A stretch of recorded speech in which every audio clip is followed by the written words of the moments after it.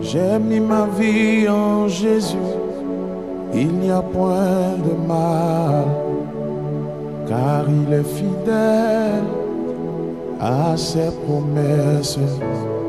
J'ai mis ma vie en Jésus, il n'y a point de mal, car il est fidèle à ses promesses.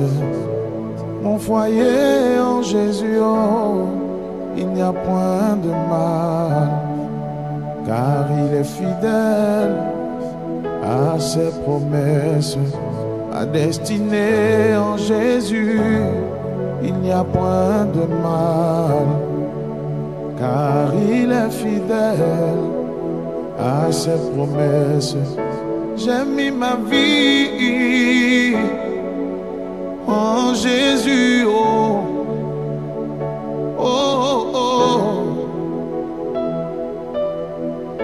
J'ai mis mon travail en Jésus, il n'y a point de mal, car il est fidèle à ses promesses. Loué, loué, loué, loué, oh, loué, loué, oh, Jésus, oh, loué l'agneau.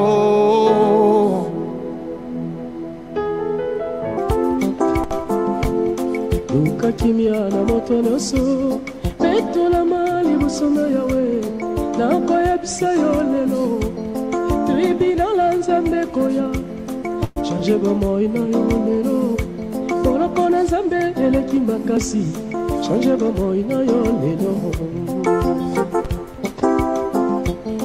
tribunal ya Nzambe kozala ye tribunal ya Nzambe kozala ye mikolo komi meko pusana Yesue liwa ebomaka takolaka te o motema o bongwana ibomoi nanga ye o moyibi ye okoboma o yekotonga. Yes.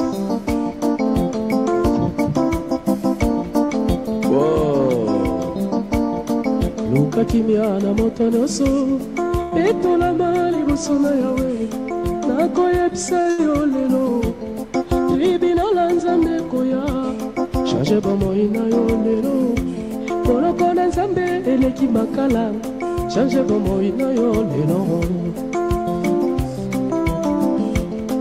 Luka kimia na moto nyonso petolama liboso na tata nakoyebisa yo lelo tribunal ya Nzambe koya change bomoi na yo lelo boloko na Nzambe eleki CPI change bomoi na yo lelo tribunal ya Nzambe kozala ye tribunal ya Nzambe kozala mikolo ekomi mpe kopusana takolaka te o motema o yebomoi nanga ebongwa yebondumba o okoyiba ye okoshina o okoboma ye okokosa ye. Meme bato oyo bakosaka mingi na chair baprofesi ya lokuta zama kosambisa yo kanisaka chair wana otelemaka eza lokola armoire nayo ya ndako te ou bien garde robe otyelaka bilamba tala kosala na Nzambe soki eloko eza te kotika na yo tika okosamba. Il faut savoir la différence entre chair na biloko mosusu okanisa komonaka na kati ya mokili ou bien eza voiture ozaka ofongoli portière otie lokolo otie lokoko non chere eza yango te wana eza etumbelo ya nzambe libina la nzambe kozala libina la nzambe kozala wow mikolo ekomi mpe kopusana yango wana bato ya mokili bakojige yo mokobanga no te jugement makasi nde eza ya nzambe mpo mokili mpe bakobamba olika moko oyo oyebi no te kapo baza na mposa basaliri yo eya probleme te yo tala nde nzambe mpo moto oyo asaliri yo lelo lobi yako mpe kochange position alobi bosolo mpo na yo mais lola soki elobi oui oui so elobi non non balwa ya mokili oyo bato bakela balwa bakosi kocontourne loi eloko basali bango moko bacontourne yango mobeko bapesi mais eza page mpona kocontourne péché lisumu eza lisumu nani alembuma wana pre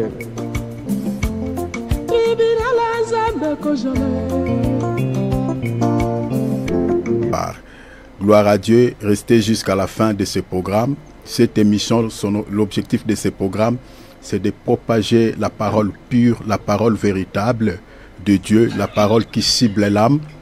Donc on n'a pas l'habitude de prêcher sur des choses qui touchent la chair, tout ça. En tout cas, ici, ce n'est pas ça notre objectif, parce que Jésus, il était mort à la croix de Golgotha pour le salut de l'âme. Ce n'est pas pour le salut de la chair. Si tel était le cas, le Seigneur n'allait pas descendre sur cette terre pour mourir sur une croix pour les humains. Le Seigneur, la Bible dit dans Jean 3,16, « Car Dieu a tant aimé le monde, il a donné son Fils unique. » La Bible dit, afin que quiconque croit en lui ne périsse pas, mais qu'il ait quoi? La vie éternelle. Vous voyez, la vie éternelle. La Bible ne dit pas qu'il ait les mariages, qu'il ait l'argent, qu'il ait les richesses. Non. Les choses de ce monde, Dieu a mis des principes. Donc, si vous entrez dans ces principes, que tu sois chrétien ou pas, tu peux l'obtenir sans prier. Tu peux recevoir les mariages sans prier. Tu peux trouver du travail sans prier. Tu peux obtenir, je ne sais pas, n'importe quoi. Tout ce qui est matériel, tu peux le posséder sans prier, parce qu'il y a des principes divins que Dieu a mis, a déjà mis. Donc si tu entres dans ces principes, tu obtiendras tout ce dont tu en as besoin, même quant à la chair. On a dit ce qu'on vient pas, il y a aussi des influences démoniaques qui bloquent certaines personnes à émerger, à posséder certaines choses. On a dit ce qu'on vient pas. On peut prier également pour ça. Je ne dis pas pour autant que tu ne peux pas demander quelque chose à Dieu dans la prière, mais les païens ne prient pas pour avoir toutes ces choses. Donc c'est ça ce qu'il faut comprendre. Ne prient pas pour posséder les mariages, pour avoir de l'argent, pour posséder les matériels. Donc si vous entrez dans les principes, tu obtiendras. Dieu dit, celui qui ne travaille pas ne mange pas non plus. Donc cette parole, c'est un principe que Dieu a mis. Donc si vous ne cherchez pas le travail, vous n'aurez pas de quoi manger, vous n'aurez pas les sous, vous n'aurez pas, à avoir du pain. Donc il faut entrer dans ces principes, il faut chercher le travail. Si vous trouvez le travail, c'est ainsi, le travail va vous procurer de l'argent qui vous permettra de pouvoir subvenir à vos besoins. Donc c'est un principe que Dieu déjà a mis. Ça ne concerne pas seulement les chrétiens, mais ça concerne tout être humain. Vous comprenez? Donc ce sont ces principes comme ça.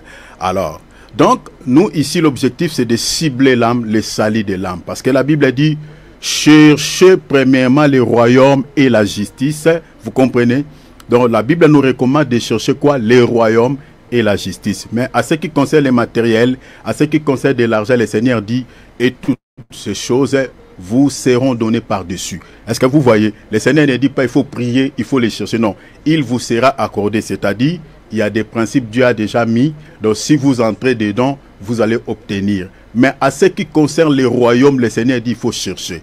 Pour dire ainsi que le royaume des cieux n'est pas partout. C'est-à-dire, le royaume est caché. Il faut le chercher. Vous comprenez? Le royaume est caché, il faut le chercher. Et pour le trouver, il faut prier Dieu que le Seigneur puisse vous orienter là où se trouve le royaume. Donc tout évangile est faux, tout évangile à caractère de la terre ne peut pas vous accorder le royaume. Voilà. Écoute ma voix comme un chauffard, je t'élève, je te loue, je te bénis, je t'adore, je te glorifie, je te chante, je t'élève, je te loue, je te loue, je te loue, je te loue. Merci, merci, merci, merci papa, merci mon Dieu, merci pour la vie, pour la paix, pour la santé, pour la joie, pour la vie. Merci Jésus, merci Jésus. Merci, merci Jésus. Merci, merci, merci Papa pour la vie, pour la vie, pour la paix, pour la paix, pour la joie, pour la santé. Je te dis merci, je te dis merci, je te dis merci. Merci Papa, merci mon Dieu, merci Papa, merci, merci Jésus. De tout mon cœur, de toute ma vie, je te dis merci. De tout mon cœur, de toute ma vie, de tout mon cœur, je te dis merci. Merci, merci pour la vie, merci pour la vie, merci pour la santé que tu m'as donnée, Papa. Alléluia, que ton nom soit béni. La Bible dit nous branchons de plusieurs manières. Au travers de nos attitudes, par nos comportements. Il arrive des fois que mes bien-aimés, nous désobéissons à la parole de Dieu, aux saints écritures, à ce que Dieu nous demande dans sa parole. Des fois on marche en compte parce que le péché, c'est la transgression à la parole de Dieu. C'est la désobéissance à la parole de Dieu. Il arrive des fois, mes bien-aimés, nous transgressions la parole de Dieu par rapport à nos attitudes, par rapport à nos comportements, par rapport à plusieurs choses. Mais écoute le prophète de ton cœur, ta conscience, écoute la voix de ton cœur. Qu'est-ce que ton cœur te dit maintenant là? Qu'est-ce que tu as fait qui n'a pas honoré ton papa? La Bible dit, si nous disons que nous n'avons point de péché, nous prenons Dieu comme un menteur. Répands-toi, demande pardon. Dis Seigneur, pardonne-moi. Pourquoi nous réparons? Pourquoi nous demandons pardon, Seigneur, par rapport à nos péchés? Parce que le péché nous éloigne de Dieu. Parce que le péché nous sépare de Dieu. Ésaïe 59, verset 1er. La Bible dit, vous me demandez des choses, mais vous ne recevez pas. Vous pensez peut-être que ma main est courte. Non, le Seigneur dit, ma main n'est pas courte. Mon oreille n'est pas trop dure pour vous écouter. Le Seigneur dit, ce sont vos crimes, ce sont vos péchés qui mettent une séparation entre moi et vous, qui me séparent de vous. Bien-aimé, le péché nous sépare de Dieu. Tout celui qui vit dans le péché, qui demeure dans l'iniquité, qui marche en contre de la parole de Dieu, c'est quelqu'un qui est éloigné de Dieu. C'est quelqu'un qui, en d'autres termes, est en train de créer lui-même une distance avec le Seigneur. Et ce qui nous rapproche de Dieu, c'est la vie de sainteté. Ce qui nous rapproche de Dieu, ce qui fait que Dieu puisse se rapprocher de nous, que Dieu peut quitter son trône, peut quitter les lieux de sa demeure, venir nous rendre visite. Bien-aimé, c'est la vie de sainteté, c'est la vie de pureté, c'est la vie de la crainte du nom du Seigneur. Bien-aimé, même si tu ne demandes pas sa présence, mais si tu vis dans une vie de sainteté, la sainteté, cette sainteté va attirer la présence de Dieu dans votre vie. Alors, avec ce corps corruptible, avec ce corps rempli de faiblesses, avec ce corps qui est attaché à la poussière, il arrive des fois que nous trébuchons, il arrive des fois que nous décapotons, il arrive des fois que nous chavirons, on marche en contre de la vérité, des fois on commet certains péchés avec toute conscience, on sait, mais dis-moi on les fait. Oh, réparons pour les péchés conscients, réparons pour le péché inconscient, sont sincères devant Dieu. Demandons pardon, je nous en supplie. Nous ne voulons pas passer un temps perdu ici. Regarde tous les temps que nous allons passer ici. Nous ne voulons pas que ce soit un temps perdu. Réparons, s'il vous plaît. Demandons la grâce et le pardon devant Papa. Ouvrons nos cœurs, prions s'il vous plaît. Papa, tu peux faire grand. Oh, tu peux faire grand. Oh, tu peux faire grâce. Tu peux faire grâce. Papa, tu peux faire grâce. Où tu veux, Seigneur Jésus, tu peux faire grâce. Quand tu veux, Papa, Papa, tu peux faire grâce. Oh, oh.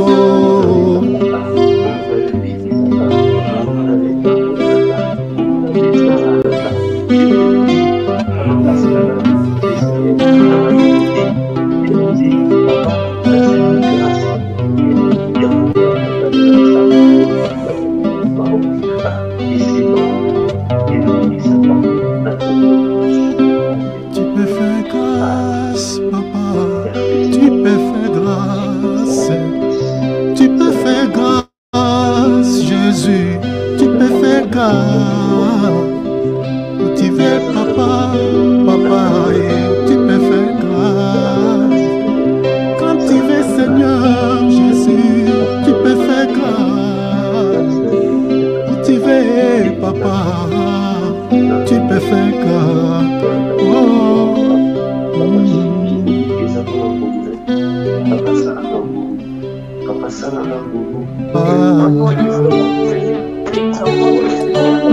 Na bolingo na yo, Papa, na makasi na yo, Yesu, koloka ngolanga, koloka ngolanga. Na bolingo na yo, Papa, na makasi na yo, Yesu, Yesu, kitalelo yo masia kolo kangola mae, kangola mae, kangola mae, kolo kangola mae, mosusu te seyoe. Na bomoi na mai kaka seyo mosusu te seyo ye na la vie na mai kaka seyo mai na yebite Papa zali yo zaelo na mai yo zaelo na mai yo zaelo na bana.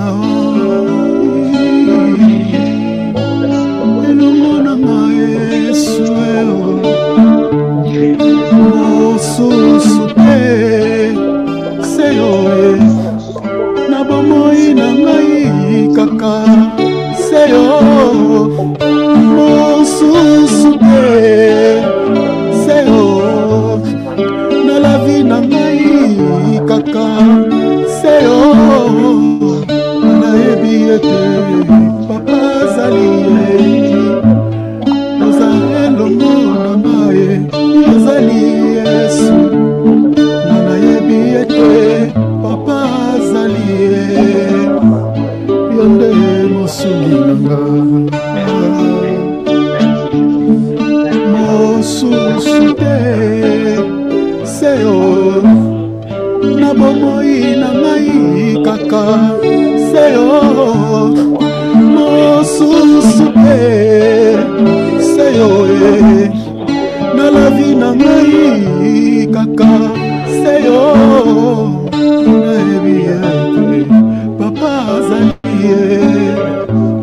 yozaelo na ngai yozaelo na ngai yozaelo na ngai elongo na ngai mosusu te seyo na la vie na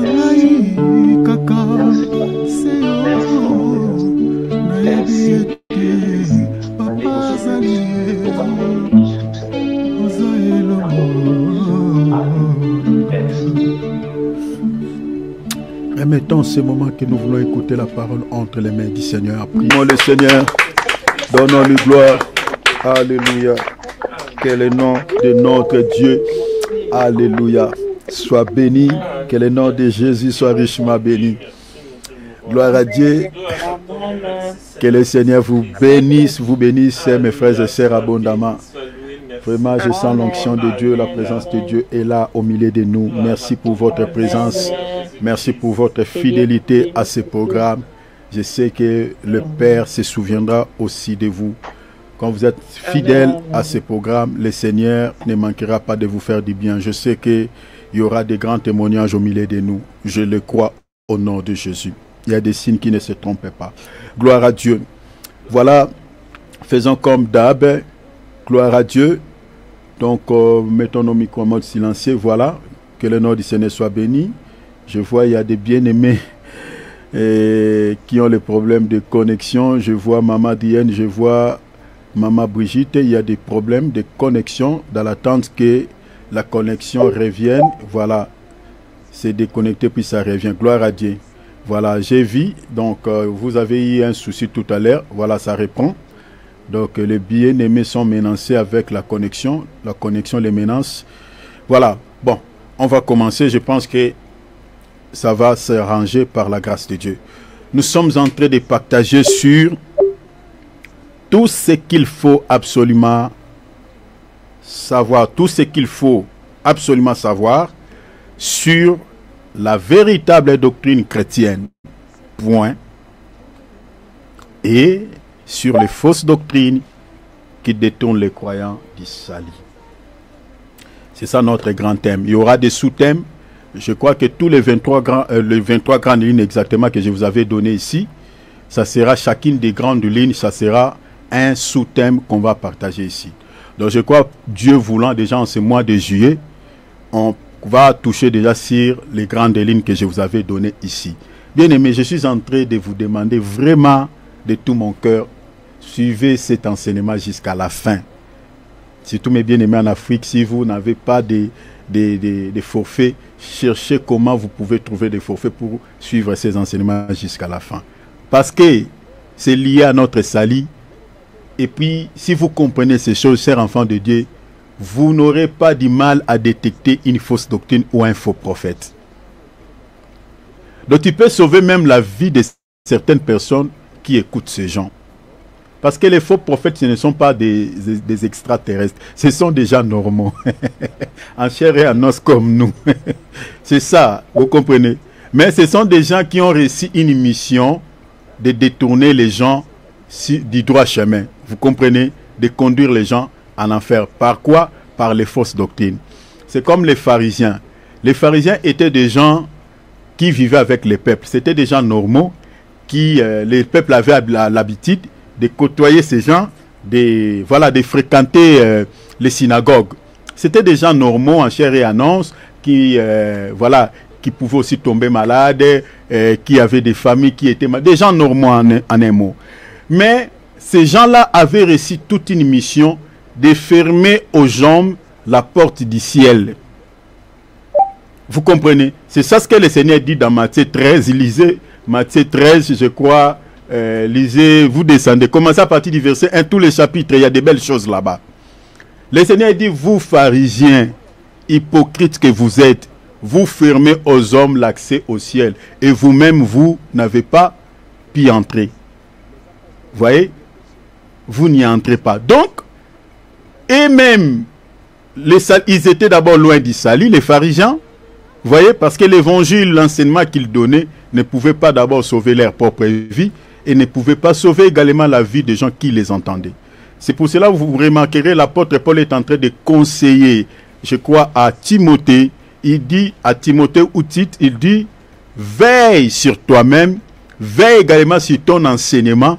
L'apôtre Paul souligne un élément important, il dit, car ça sauvera d'abord toi-même et ceux qui t'écoutent. Est-ce que vous comprenez? C'est-à-dire les enseignements que nous sommes en train de donner ici, ce n'est pas seulement pour votre salut, mais c'est pour notre salut aussi. Vous comprenez? C'est ça au fait. Donc c'est-à-dire un faux prophète, l'enseignement qu'il donne ne sauvera pas d'abord sa propre vie, lui-même il ira en enfer, parce que cet enseignement ne sauvera pas sa vie, Et les gens qui les entendent, qui les écoutent, ne sauvera pas également, qui l'écoutent, ne sauvera pas également la vie de ces gens-là. C'est ça les pharisiens. Le Seigneur dit, vous fermez aux hommes l'accès au ciel et vous-même, vous n'avez pas pu y entrer. Donc, l'enseignement que les pharisiens donnaient ne pouvait pas, sauver leur propre vie et ne pouvait pas également sauver les gens qui les entendaient. Est-ce que vous voyez cela? Donc, c'est ça, en fait, donc, la fausse doctrine. C'est pour cela qu'il faut faire très attention avec ce qu'on appelle fausse doctrine. Fausse doctrine, j'ai dit ici que la fausse doctrine, c'est un enseignement faux. C'est un enseignement qui ne se justifie pas dans les Écritures. C'est-à-dire, on vous dit des choses, mais dans la Bible, vous vérifiez, il n'y en a pas. Est-ce que vous comprenez? La fausse doctrine n'est pas seulement l'enseignement, un enseignement faux, mais c'est aussi toute pratique qui ne se conforme pas à la parole de Dieu. C'est-à-dire, vous vérifiez certaines pratiques dans la Bible, vous ne voyez pas ça. Je vous avais donné un exemple ici du baptême et puis du repas du Seigneur. Vérifiez la manière dont dans la Bible nous présente la fraction du pain et la manière dont la fraction du pain est célébrée dans certaines assemblées dites chrétiennes. C'est différent. C'est tellement différent. Dans la Bible, on voit la fraction du pain a été célébrée avec un seul pain. Mais si vous allez dans certaines confessions religieuses, vous trouverez il y a des pains en morceaux. Les apôtres et les seigneurs avaient bu dans une seule coupe. Mais si vous allez dans certaines des églises dites chrétiennes, vous trouverez il y a plusieurs petits gobelets. Et puis ce n'est pas les vins. Dans certaines églises, on utilise les vitalos, des limonades, des rouges. Vous voyez, ou soit en Europe, je vois souvent le jus des raisins. On n'utilise même pas les vins. C'est ça ce qu'on appelle des pratiques doctrinales qui ne se conforment pas à la parole de Dieu, aux pratiques qu'on retrouve dans la Bible. Dans la Bible, le baptême n'a jamais été fait dans un tonneau ou dans une piscine. Il n'y en a pas. Même une seule mention, il n'y en a pas. Il n'y en a pas. Mais alors que dans la Bible, on voit il y a des piscines, on parle des piscines de Bethesda, on parle des réservoirs de Siloé. Il y avait des endroits comme ça. Mais nulle part, chers enfants de Dieu, vous trouverez dans la Bible, on avait fait des services de baptême dans des endroits là. Ou dans la piscine de Bethesda, ou dans le réservoir de Siloé. On n'a jamais fait les services de baptême dans ces lieux. C'était dans des fleuves, dans des eaux qui coulent. Ça, je vous donne seulement quelques petits exemples, mais on parlera de toutes les grandes lignes que je vous ai données. On parlera sur la consécration des enfants, tout ça, la consécration des enfants, sur l'ordination des pasteurs, on parlera sur beaucoup de choses, vous trouverez bien aimé. Ce qu'on voit aujourd'hui dans nos assemblées et ce qu'on voit dans la Bible, bien aimé, ne se justifie pas. Il n'y en a pas. Il y a des exceptions, mais je vous avais dit, il y en a très peu des églises qui respectaient la doctrine des apôtres. Il y en a, mais très peu. Très peu. Maintenant, toutes ces fausses doctrines, c'est ça ce qu'on appelle des doctrines des démons. Je crois qu'on lira une écriture tout à l'heure, vous allez voir ça. Donc ce sont des gens qui ont été mandatés par Dieu, qui ont reçu une mission par l'ennemi de pouvoir quoi? Détourner les croyants de la sainte doctrine, détourner les croyants du droit chemin. Et pour cela, vous remarquerez même à l'époque de Paul, il y avait des gens qui s'étaient détournés de la sainte doctrine. L'apôtre Paul dit dans 1 Timothée 4, il dit, quelques-uns, l'Esprit dit expressément, quelques-uns abandonneront. Vous voyez, la Bible dit quoi? La foi. La foi dont l'apôtre Paul parle, c'est la sainte doctrine. Attendez, quand on lira, je vous donnerai des appuis bibliques. La foi, il dit, quelques-uns abandonneront la foi. La foi, là, ce n'est pas la foi croyance. C'est la foi évangile. Je vous donnerai des témoins. C'est la sainte doctrine.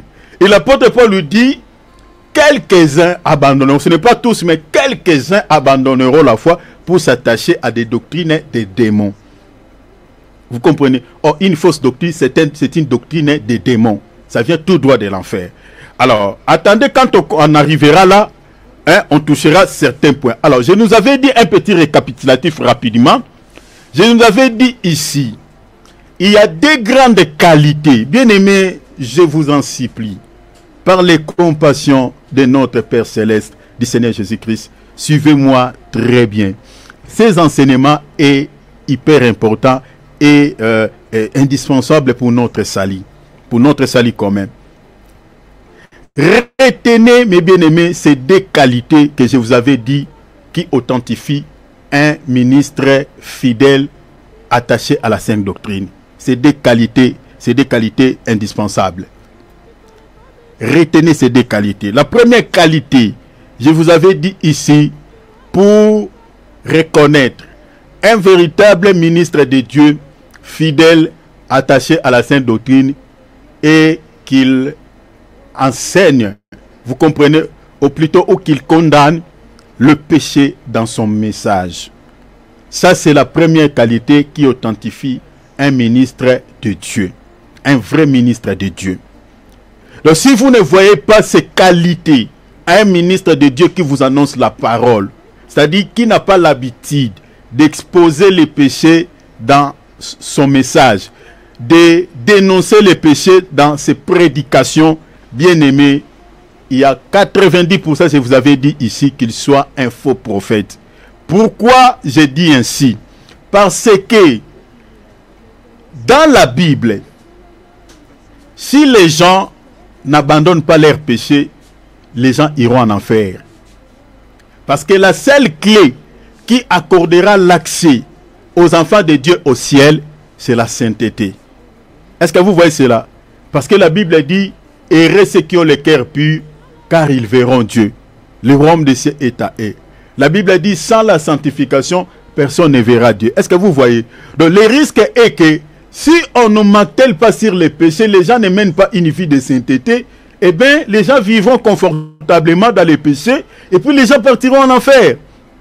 La raison pour laquelle vous remarquerez dans les églises, entre guillemets, dans les églises de Satan, ou les églises de la grande prostituée, je prends l'exemple de l'église catholique, vous trouverez que là-bas, on ne condamne pas les péchés. Tu as plusieurs femmes, tu vis dans une vie de règlement, tu es homosexuel, je ne sais pas, tu es dans tous les péchés. Là-bas, tu es tranquille, tu es en paix.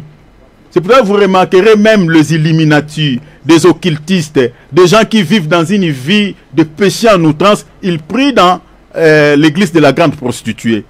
Vous comprenez? Ils aiment aller prier là-bas. Pourquoi?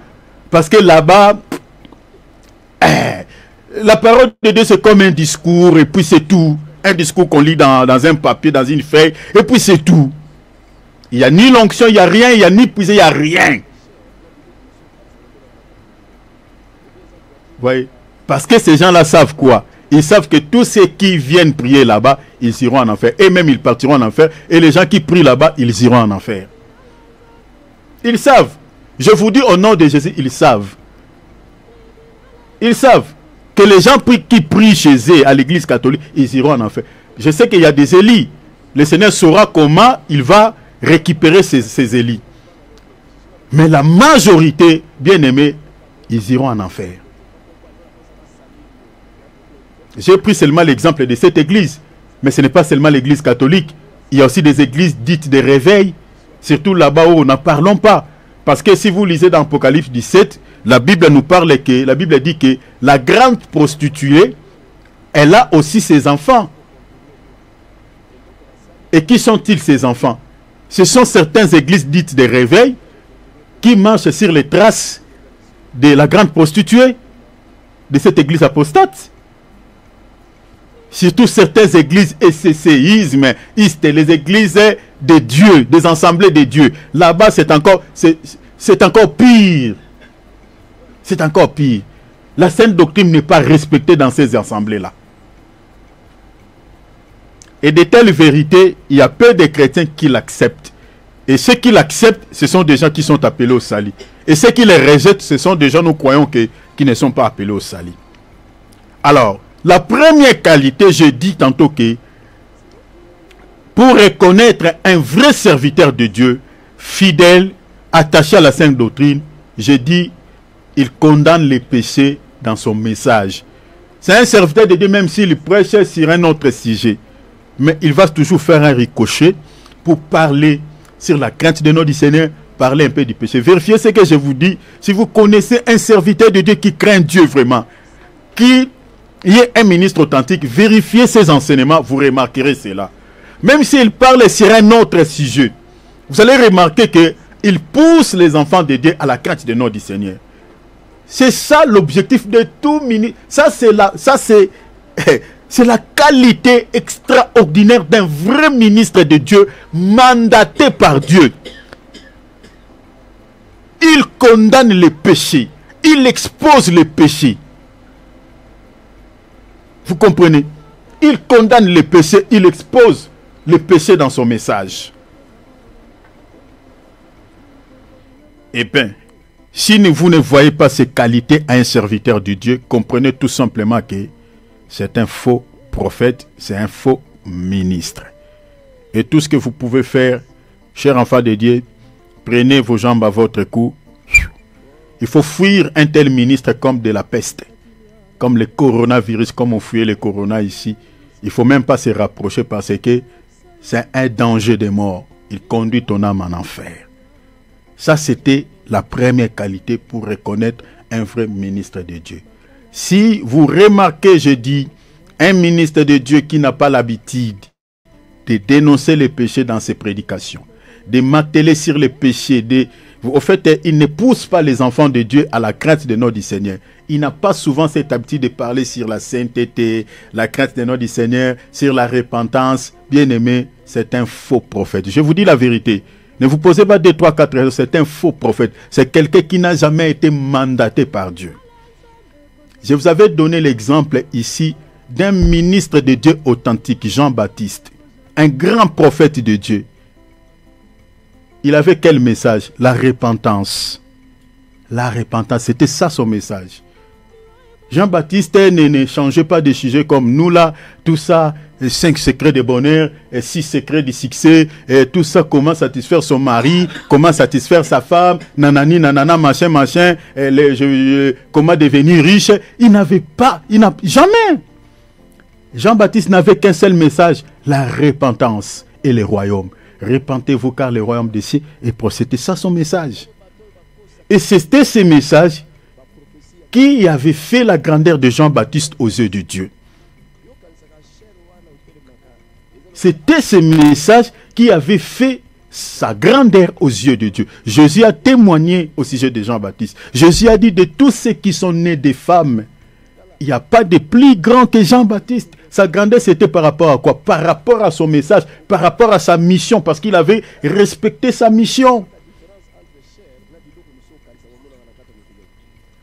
Mais regardez tous ces serviteurs de Dieu que nous avons dans ce monde, qui sont, entre guillemets, grands aux yeux du monde. Regardez leurs prédications. Ils sont grands parce qu'ils sont des grandes églises locales. Vous comprenez? Parce qu'ils sont reconnus. C'est pour ça qu'ils sont grands. Et ces gens-là, aux yeux de Dieu, ne sont pas grands. Et aux yeux de Dieu, ne sont pas grands. Jean-Baptiste n'avait pas une synagogue à son époque. N'avait pas un méga church. Non. Jean-Baptiste, son église, c'était les déserts. Les gens les suivaient là-bas pour écouter les messages.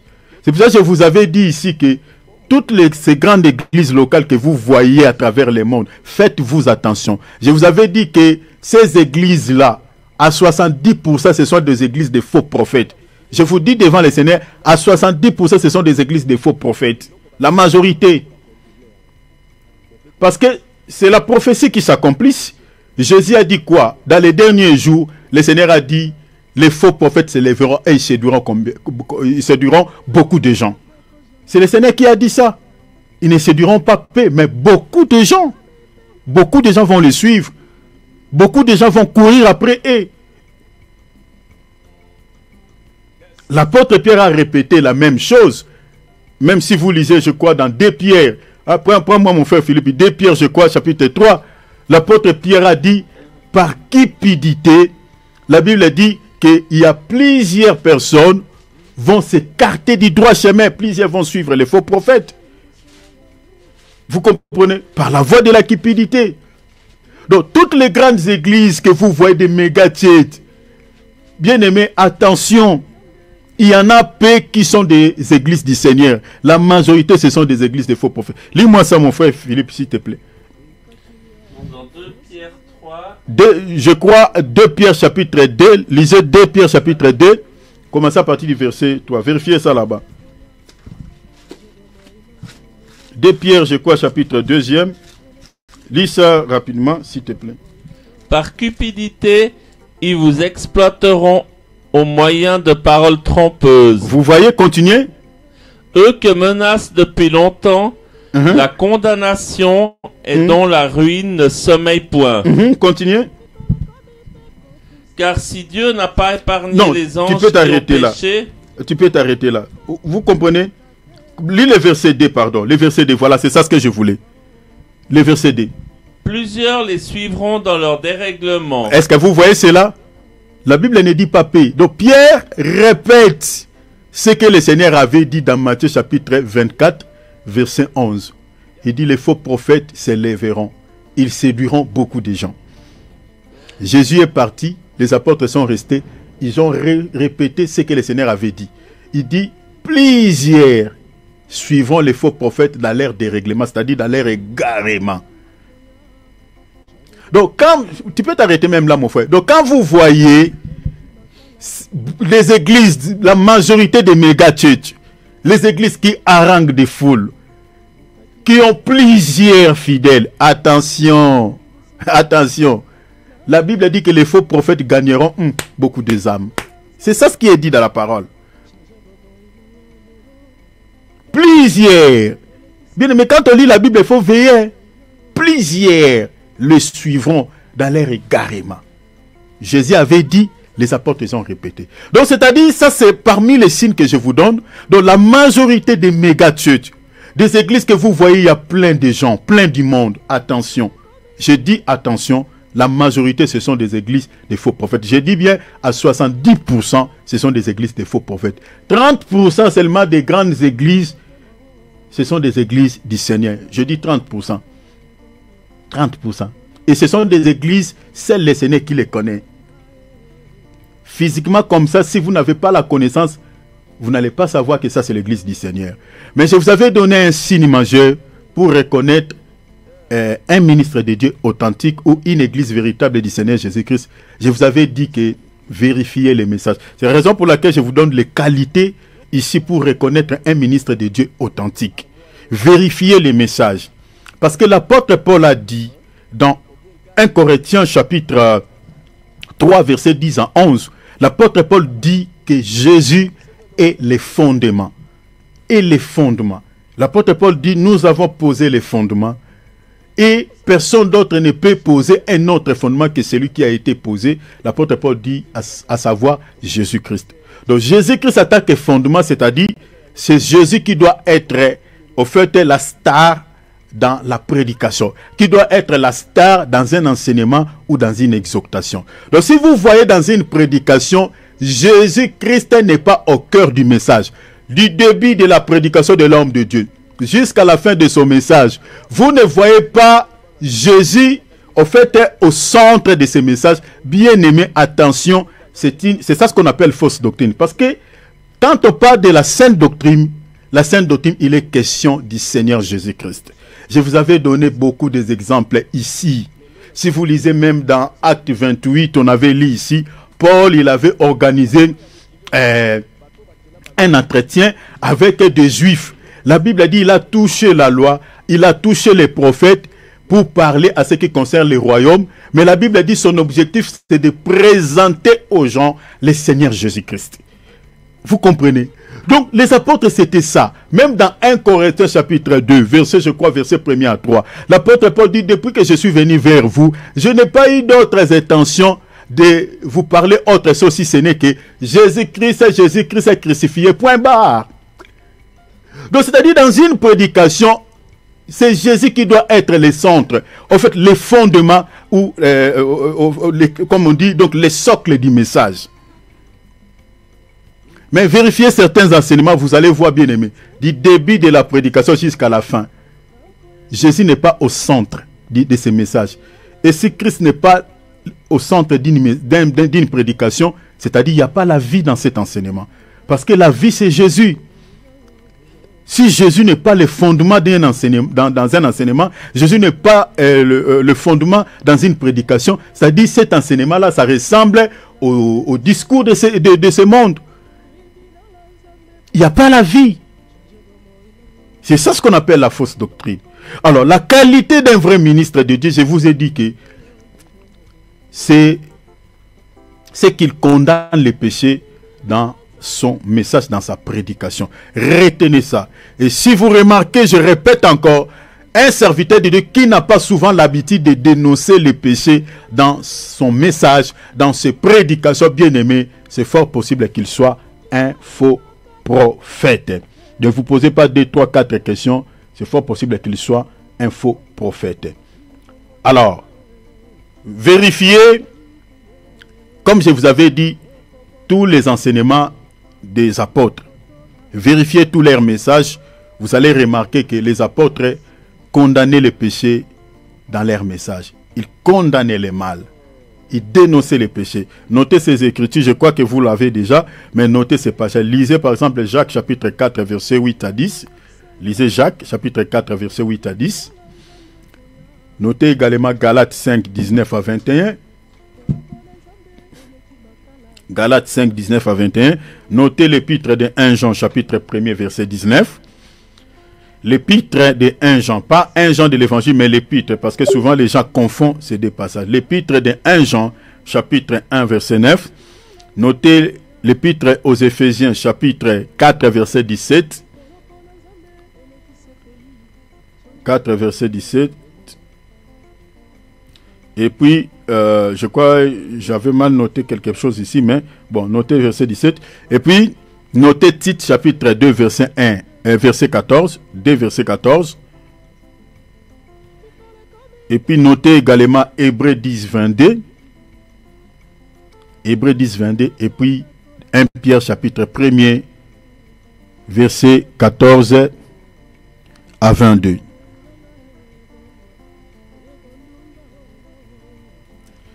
Donc, tous ces passages,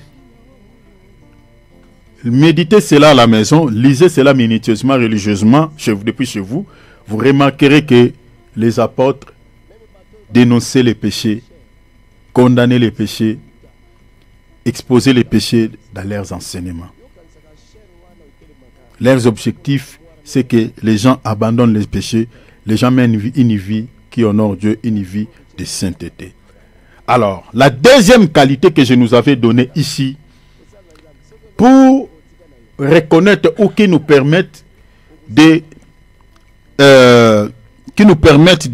reconnaître un ministre authentique du Seigneur Jésus-Christ, attaché à la sainte doctrine, et qu'il prêche, j'avais dit, sur l'amour fraternel, selon quelle écriture? Selon 1 Corinthiens chapitre 13 verset 1, selon l'épître de 1 Jean chapitre 2, lisez tous les chapitres de l'épître de 1 Jean chapitre 2. Lisez tous les chapitres, lisez encore l'épître de 1 Jean chapitre 4, tous les chapitres. Donc, vous remarquerez, si vous lisez ces écritures, vous remarquerez que les apôtres prêchaient aussi sur l'amour, l'amour fraternel. Donc, méditez cela, vous trouverez cela. 2, il prêche sur la foi en Dieu, ou les combats de la foi, si vous voulez. Donc, un ministre authentique, il prêche sur la foi en Dieu, les combats de la foi. Les apôtres avaient l'habitude de parler sur la foi en Dieu. Ils avaient l'habitude de parler sur les combats de la foi. Les apôtres avaient cette habitude de parler sur la foi. Vous comprenez pourquoi? Parce que si on ne parle pas sur la foi, eh bien, les enfants de Dieu qui traversent des moments de souffrance, qui traversent des moments des épreuves, ne sauront pas comment se comporter pendant cette période s'ils ne sont pas enseignés. Vous comprenez?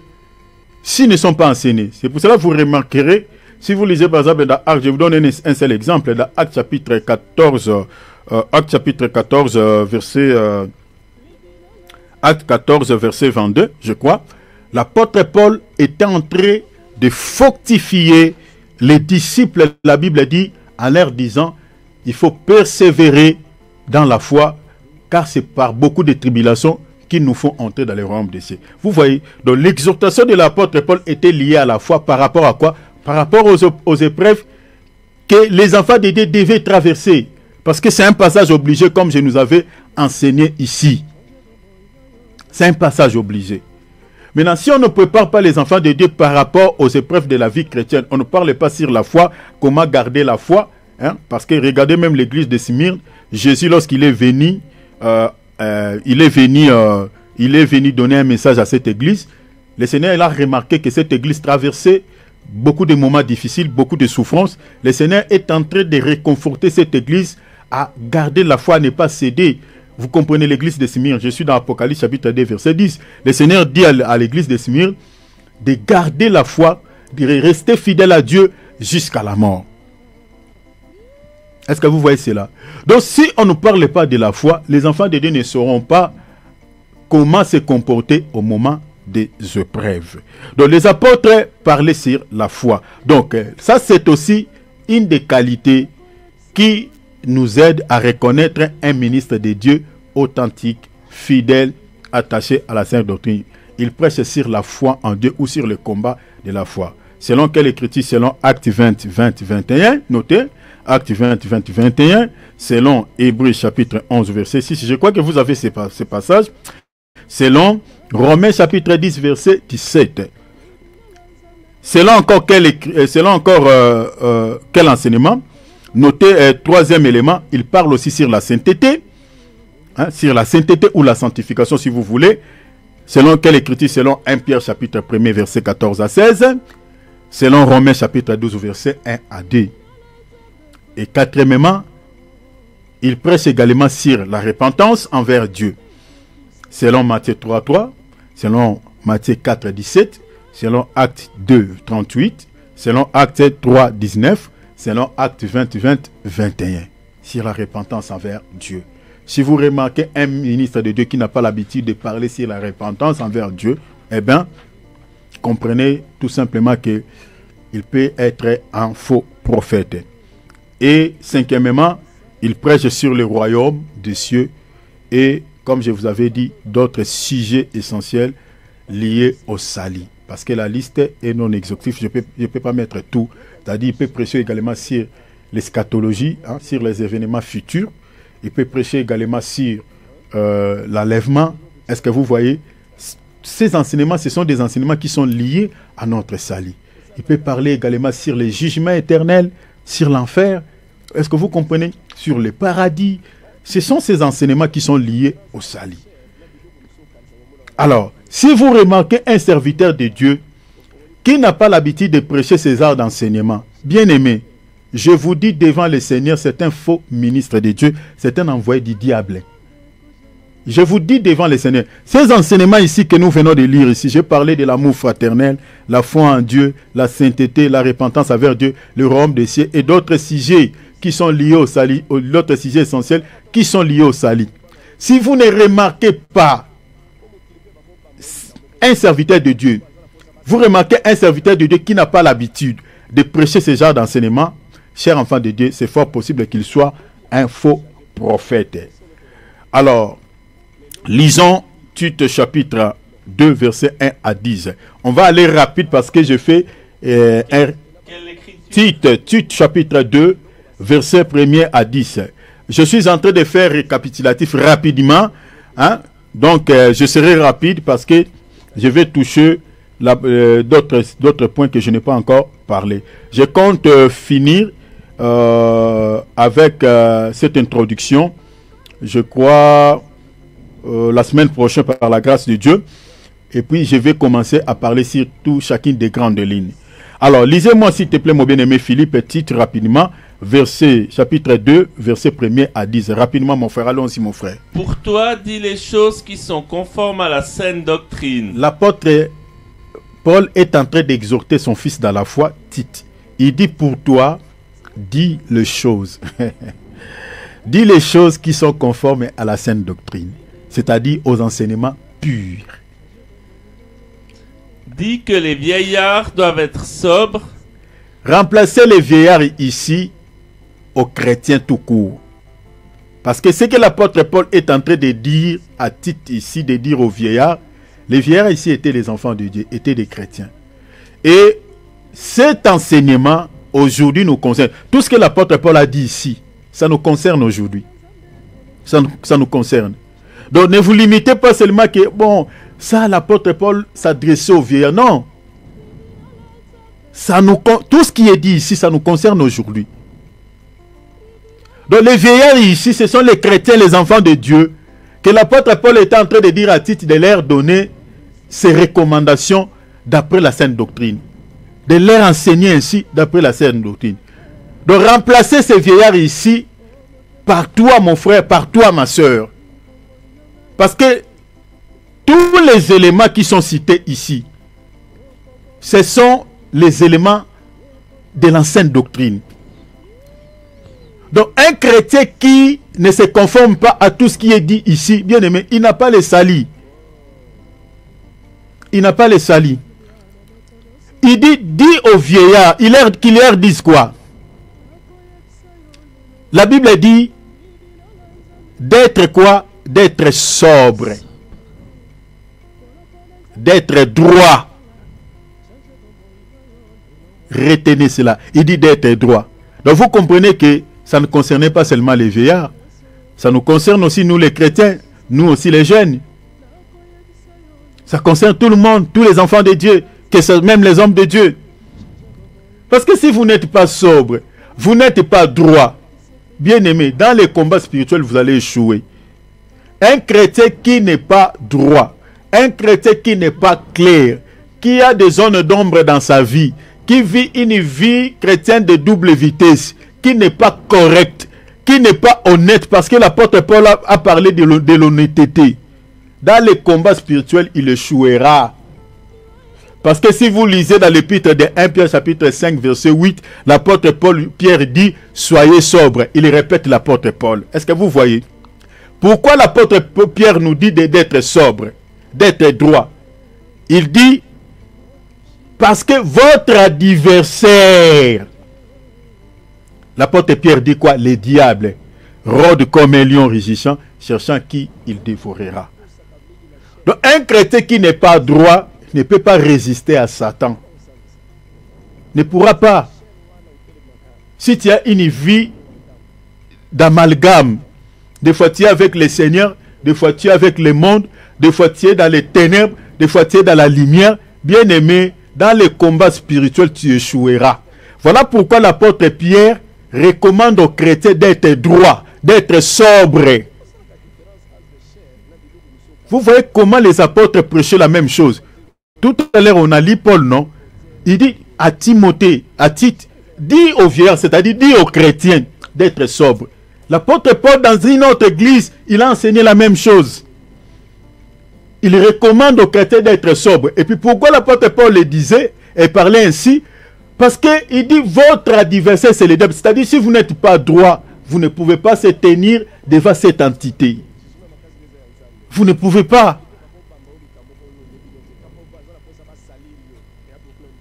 C'est ça même ce que l'apôtre Paul dit aux Éphésiens, chapitre 6, verset 4. Parmi les armes que nous combattons l'ennemi, l'apôtre Paul il a parlé de la sainteté comme vérité. Donc la vérité est une arme. Vous cherchez à combattre les diables, mais demeurez dans la vérité. Si tu demeures dans les mensonges, cher enfant de Dieu, tu échoueras.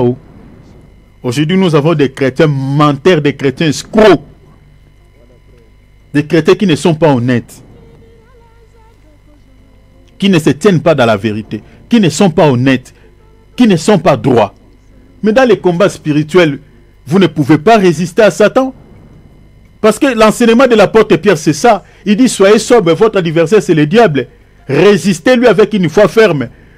Mais si vous n'êtes pas droit, vous cherchez à résister à Satan, vous ne pourrez pas.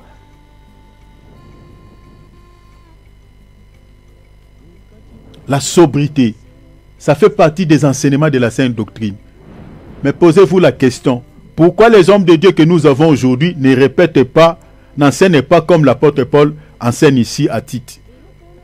Recommande à Tite d'enseigner comme ça, d'enseigner ainsi aux vieillards, aux chrétiens, aux enfants de Dieu? Pourquoi les hommes de Dieu ne prêchent pas sur ce genre d'enseignement? La raison pour laquelle vous voyez que nous prions beaucoup, mais il n'y a rien qui change dans nos vies. Pourquoi? Parce que nous sommes écartés de la saine doctrine. Beaucoup de chrétiens ne marchent pas dans la droiture. Beaucoup de chrétiens ne sont pas honnêtes. Les chrétiens ne sont pas honnêtes. Il y a certains païens qui sont honnêtes que certains chrétiens. C'est triste. Et si on ne prêche pas sur l'honnêteté, si on ne prêche pas sur la droiture, c'est-à-dire nous sommes écartés des enseignements de la saine doctrine. C'est ça ce qui est dit dans Tite. Je suis dans Tite chapitre 2, versets 1 à 10. Allez-y mon frère rapidement parce qu'on avait déjà parlé. L'honnêteté. Honnête, modéré. La Bible parle de l'honnêteté et de la modération. C'est-à-dire s'éloigner de tout excès. Vous comprenez? Attention avec l'excès de manger. Attention avec l'excès de distraction. Comme on dit en français, tout excès nuit. Un chrétien doit être modéré. C'est-à-dire, ici, nous avons même la notion de discipline. Tu dois être quelqu'un qui sait discipliner. Parce que si tu passes tout le temps sur la toile, sur les réseaux sociaux, et que tu n'as pas le temps de prier, eh bien, tu vas tomber dans les sommets spirituels. Vous comprenez? C'est ça tout excès nuit. Il faut être modéré. Il faut s'éloigner des fois de tout excès. Il faut faire très attention. L'apôtre Paul parle de l'honnêteté. Si vous lisez dans 1 Thessaloniciens 4:4, l'apôtre Paul dans l'église de Thessalonique, il a repris la même chose. Il demande aux chrétiens de Thessalonique d'être honnêtes. Lisez 1 Thessaloniciens 4:4. Je vous lis rapidement, il dit, c'est que chacun de vous sache posséder son corps dans la sainteté et l'honnêteté. Dans Tite ici, Tite chapitre 1 verset 10, l'apôtre Paul parle de l'honnêteté, il parle également de la sainteté. Il dit à Tite, enseigne, il dit quoi? Dis les choses qui sont conformes à la saine doctrine. Parmi ces choses, l'apôtre Paul parle de l'honnêteté et de la sainteté. C'est-à-dire, l'apôtre Paul est en train de dire que ce sont des enseignements purs. Ce sont des enseignements de la saine doctrine. C'est-à-dire, enseigner ces choses aux enfants de Dieu. De se conformer ainsi. D'être honnête. De mener une vie de sainteté. Mais demandez-vous, mes bien-aimés. Posez-vous la question. Pourquoi aujourd'hui, dans nos églises, de tels enseignements ne sont plus prêchés? Posez-vous la question. Pourquoi on ne prêche plus sur la sainteté, sur l'honnêteté? Je vous avais donné un témoignage d'un soi-disant serviteur de Dieu ici en France. Il a escroqué un frère plus de 5 000 €. Il avait un problème de sous. Il a demandé de l'aide auprès de ses frères, que les frères puissent les dépanner avec 5 000 €. Le frère l'a dépanné. Pour rembourser cet argent, ça devient tout un problème. Aujourd'hui, je crois que ça fait déjà plus de 4 ans. Il refuse de rembourser cet argent. Un pasteur. Vous voyez? Nous avons des chrétiens qui ne sont pas honnêtes. Qui ne sont pas honnêtes. Continuez mon frère. Il parle encore quoi? Modéré et puis il dit... Saint dans la foi. Vous voyez? La sainteté comme je viens de dire. Dans la foi, il parle encore de la foi. Continuez. Dans l'amour. L'amour comme je vous ai dit. La charité. Dans la patience. Vous savez que dans nos églises aujourd'hui... ah mon Dieu. L'amour a complètement disparu. Ah mon Dieu. Que Dieu nous aide. L'amour a disparu. Les chrétiens qui ont des moyens ne soutiennent pas les chrétiens pauvres, ne soutiennent pas les chrétiens qui n'ont rien. Les chrétiens qui n'ont rien sont abandonnés. C'est ça ce qui approuve suffisamment que dans nos églises, il n'y a plus l'amour. Les chrétiens qui ont des bons postes, dans certains, qui ont des postes élevés dans les entreprises, dans des sociétés, n'engagent pas ou voilà, ne proposent pas le travail aux certains chrétiens qui sont chômeurs. L'amour a complètement disparu. Et cela est attesté quand on regarde seulement la manière, la vie de certains, entre guillemets, ministres de Dieu et la vie de leurs collaborateurs. Hein? Je ne parle même pas des pauvres que nous avons dans nos assemblées, mais vous regardez seulement les pasteurs, leaders de l'église, hein? Archibishop, parce qu'ici nous avons aussi l'esprit de la titromanie. Hein? Vous regardez la vie de l'archibishop, hein? Vous regardez la vie de ses collaborateurs, vraiment la différence, vous remarquez il y a une différence comme la terre et le ciel. Donc, il y a une grande différence, rien à voir. De l'homme de Dieu, le berger de l'église, l'archibishop, le général, sa vie est tellement à un niveau très très élevé par rapport à la vie de ses collaborateurs. Le berger, le leader peut avoir peut-être plusieurs maisons, il peut avoir possédé plusieurs véhicules. Là, sa manière de s'habiller, vous regardez sa vie, la vie de sa femme et de ses enfants. Mais les gens qui travaillent avec et couprissent dans la pauvreté, ils sont dans la souffrance. Vous regardez seulement leurs chaussures, leurs habits, vous sentez l'odeur de la pauvreté. Et ça lui dit absolument rien. Il y a certains même qui disent ouvertement à ceux qui travaillent avec et que nous aussi, nous sommes passés par là. Nous avons aussi beaucoup souffert, donc il faut souffrir dans l'œuvre de Dieu. Donc ils veulent que les gens puissent souffrir comme lui là tant souffert, qu'eux aussi doivent souffrir comme, voilà, pour qu'ils soient bénis. L'amour a disparu. Ça, je parle seulement de certains leaders des églises et leurs collaborateurs. Mais si vous regardez dans certaines églises, la pauvreté, il y a certains chrétiens qui ont des vies meilleures, mais qui ne partagent pas leur vie avec ceux qui souffrent. Bien aimé, la Bible dit ceci. Regardez l'enseignement de la Sainte Doctrine. Je dis l'enseignement de la Sainte Doctrine. Si vous lisez dans l'épître de 1 Jean, vous allez voir que l'apôtre Jean enseigne, il dit, n'aimons pas seulement en parole avec la langue. Regardez, en prenant ça mon frère Philippe. L'épître de 1 Jean, je crois que c'est le chapitre 3. Chapitre 3. Lis-moi le verset 15. Et puis, lis-moi le verset 15 jusqu'au verset 18. S'il te plaît, mon frère. L'épître de 1 Jean, chapitre 3e, lis à partir du verset 15 jusqu'au verset 18. Hein. Regardez l'enseignement de la Sainte Doctrine. Parce que l'apôtre Paul parle ici à Tite. Il dit, enseigne, il dit, dis les choses qui sont conformes à la Sainte Doctrine. Et parmi ces choses dont l'apôtre Paul est tenté de dire à Tite, de dire aux chrétiens, de dire aux enfants de Dieu à l'église, parmi ces choses, l'apôtre Paul parle de l'amour, la charité, l'amour fraternel. Donc c'est-à-dire, un ministre de Dieu authentique, fidèle à Dieu, attaché à la Sainte Doctrine, doit prêcher sur l'amour fraternel, doit prêcher, bien aimé. Ce genre d'enseignement, c'est disparu, hein? C'est complètement disparu. C'est pour ça que vous voyez dans nos assemblées, il y a des haines, il y a des gens qui viennent, qui ont des... C'est compliqué. Il y a des rapportages, voilà. L'homme de Dieu, des fois, il sait que telle maman et telle est là, voilà, ne s'entendent pas, je ne peux pas les mettre ensemble pour travailler, parce que, voilà, il y a l'inimitié entre ces deux mamans, l'autre là, le frère là et le frère là ne s'entendent pas trop, je ne peux pas les envoyer à l'évangélisation de l'homme de Dieu sait.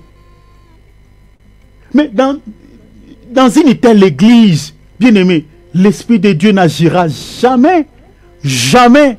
Là où il n'y a pas l'amour, Dieu n'est pas. Là où il y a la division, c'est le diable qui règne. C'est ça ce que le Seigneur dit. Le Seigneur dit, l'ennemi est pour la division. Le diable divise pour régner. Regardez même dans certaines familles où la sorcellerie règne. Souvent c'est la division. C'est l'inimitié. Vous voyez? Parce que c'est ça ce que le diable veut pour travailler. Il faut qu'il y ait l'inimitié, il faut qu'il y ait des divisions, il faut qu'il y ait des conflits, il faut qu'il y ait des tensions pour qu'ils opèrent. Parce que l'amour est de Dieu, l'amour est le fruit de l'esprit. Là où il y a l'amour, l'esprit de Dieu est là. Mais là où il y a l'inimitié, il y a des querelles, il y a des tensions, il y a des jalousies, Dieu n'est pas. Mais maintenant, dans certaines églises locales, vous trouverez l'inimitié. Les prédicateurs le savent. L'homme de Dieu, il sait que dans son église, dans l'église où lui il dirige, il y a des sœurs qui ne s'entendent pas. Il y a des conflits entre les frères. Il sait. Maintenant, pourquoi l'homme de Dieu ne peut pas véhiculer, donner un message en rapport avec la situation sur laquelle l'église se retrouve?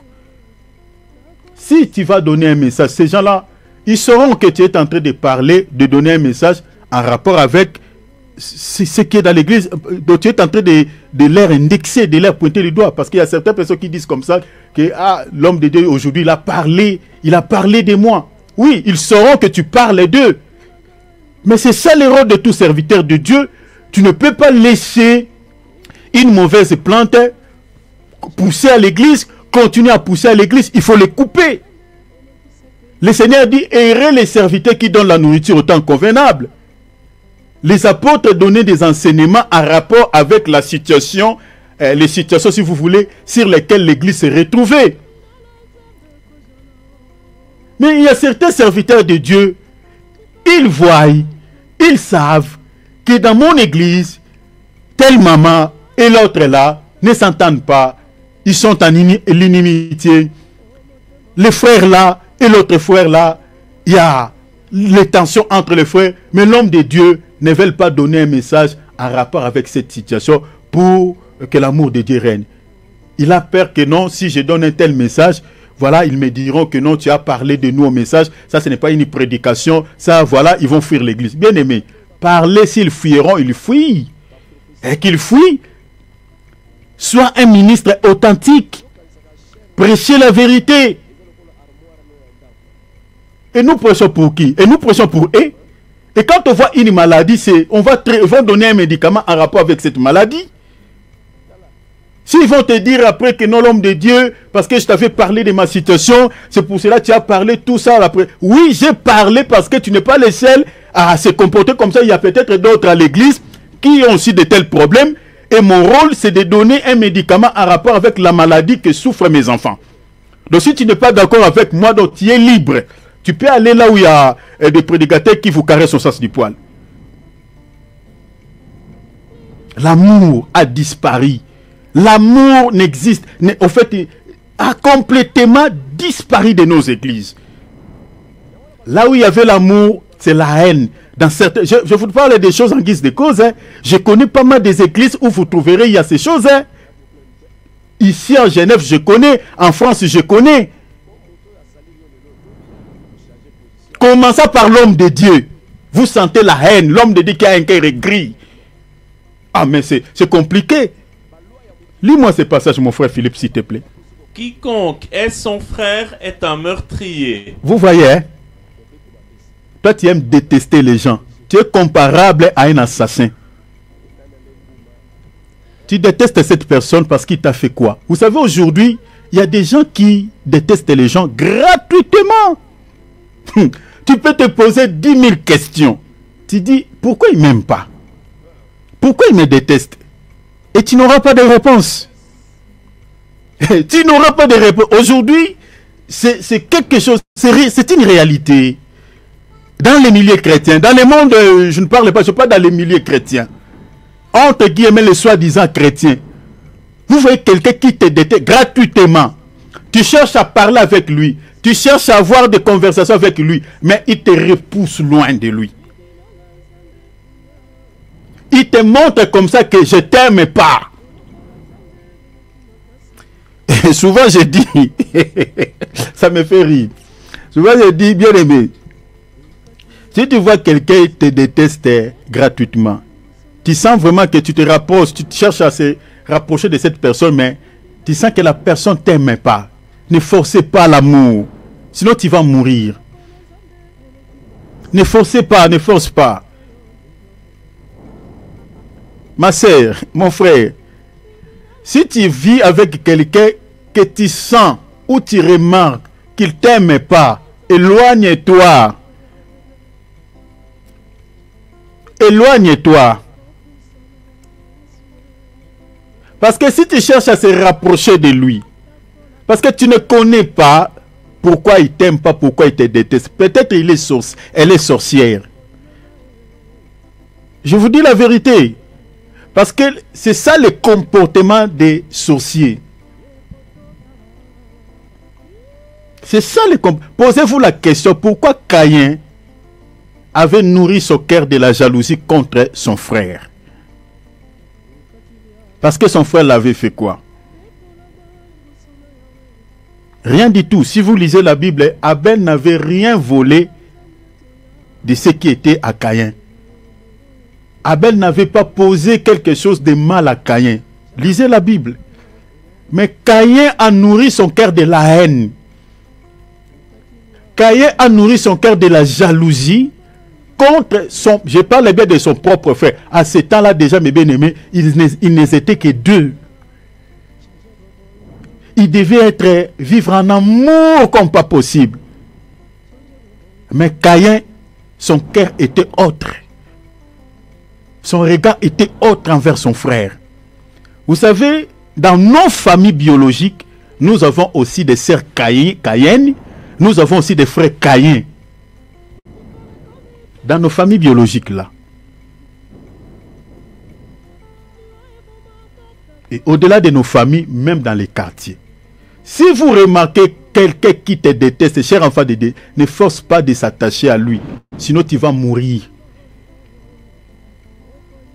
J'ai toujours dit ici, toutes ces personnes qui nous ont précédés dans l'au-delà, qui sont morts, qui sont dans des tombes, bien aimés, si Dieu permettrait que les morts ressuscitent, revenir un peu dans ce monde, même pour une semaine, vivre avec nous les humains, et puis de retourner dans leur tombe. Chers enfants de Dieu, nous les vivants là, aller vivre avec beaucoup d'attention, on allait peut-être comprendre beaucoup de choses.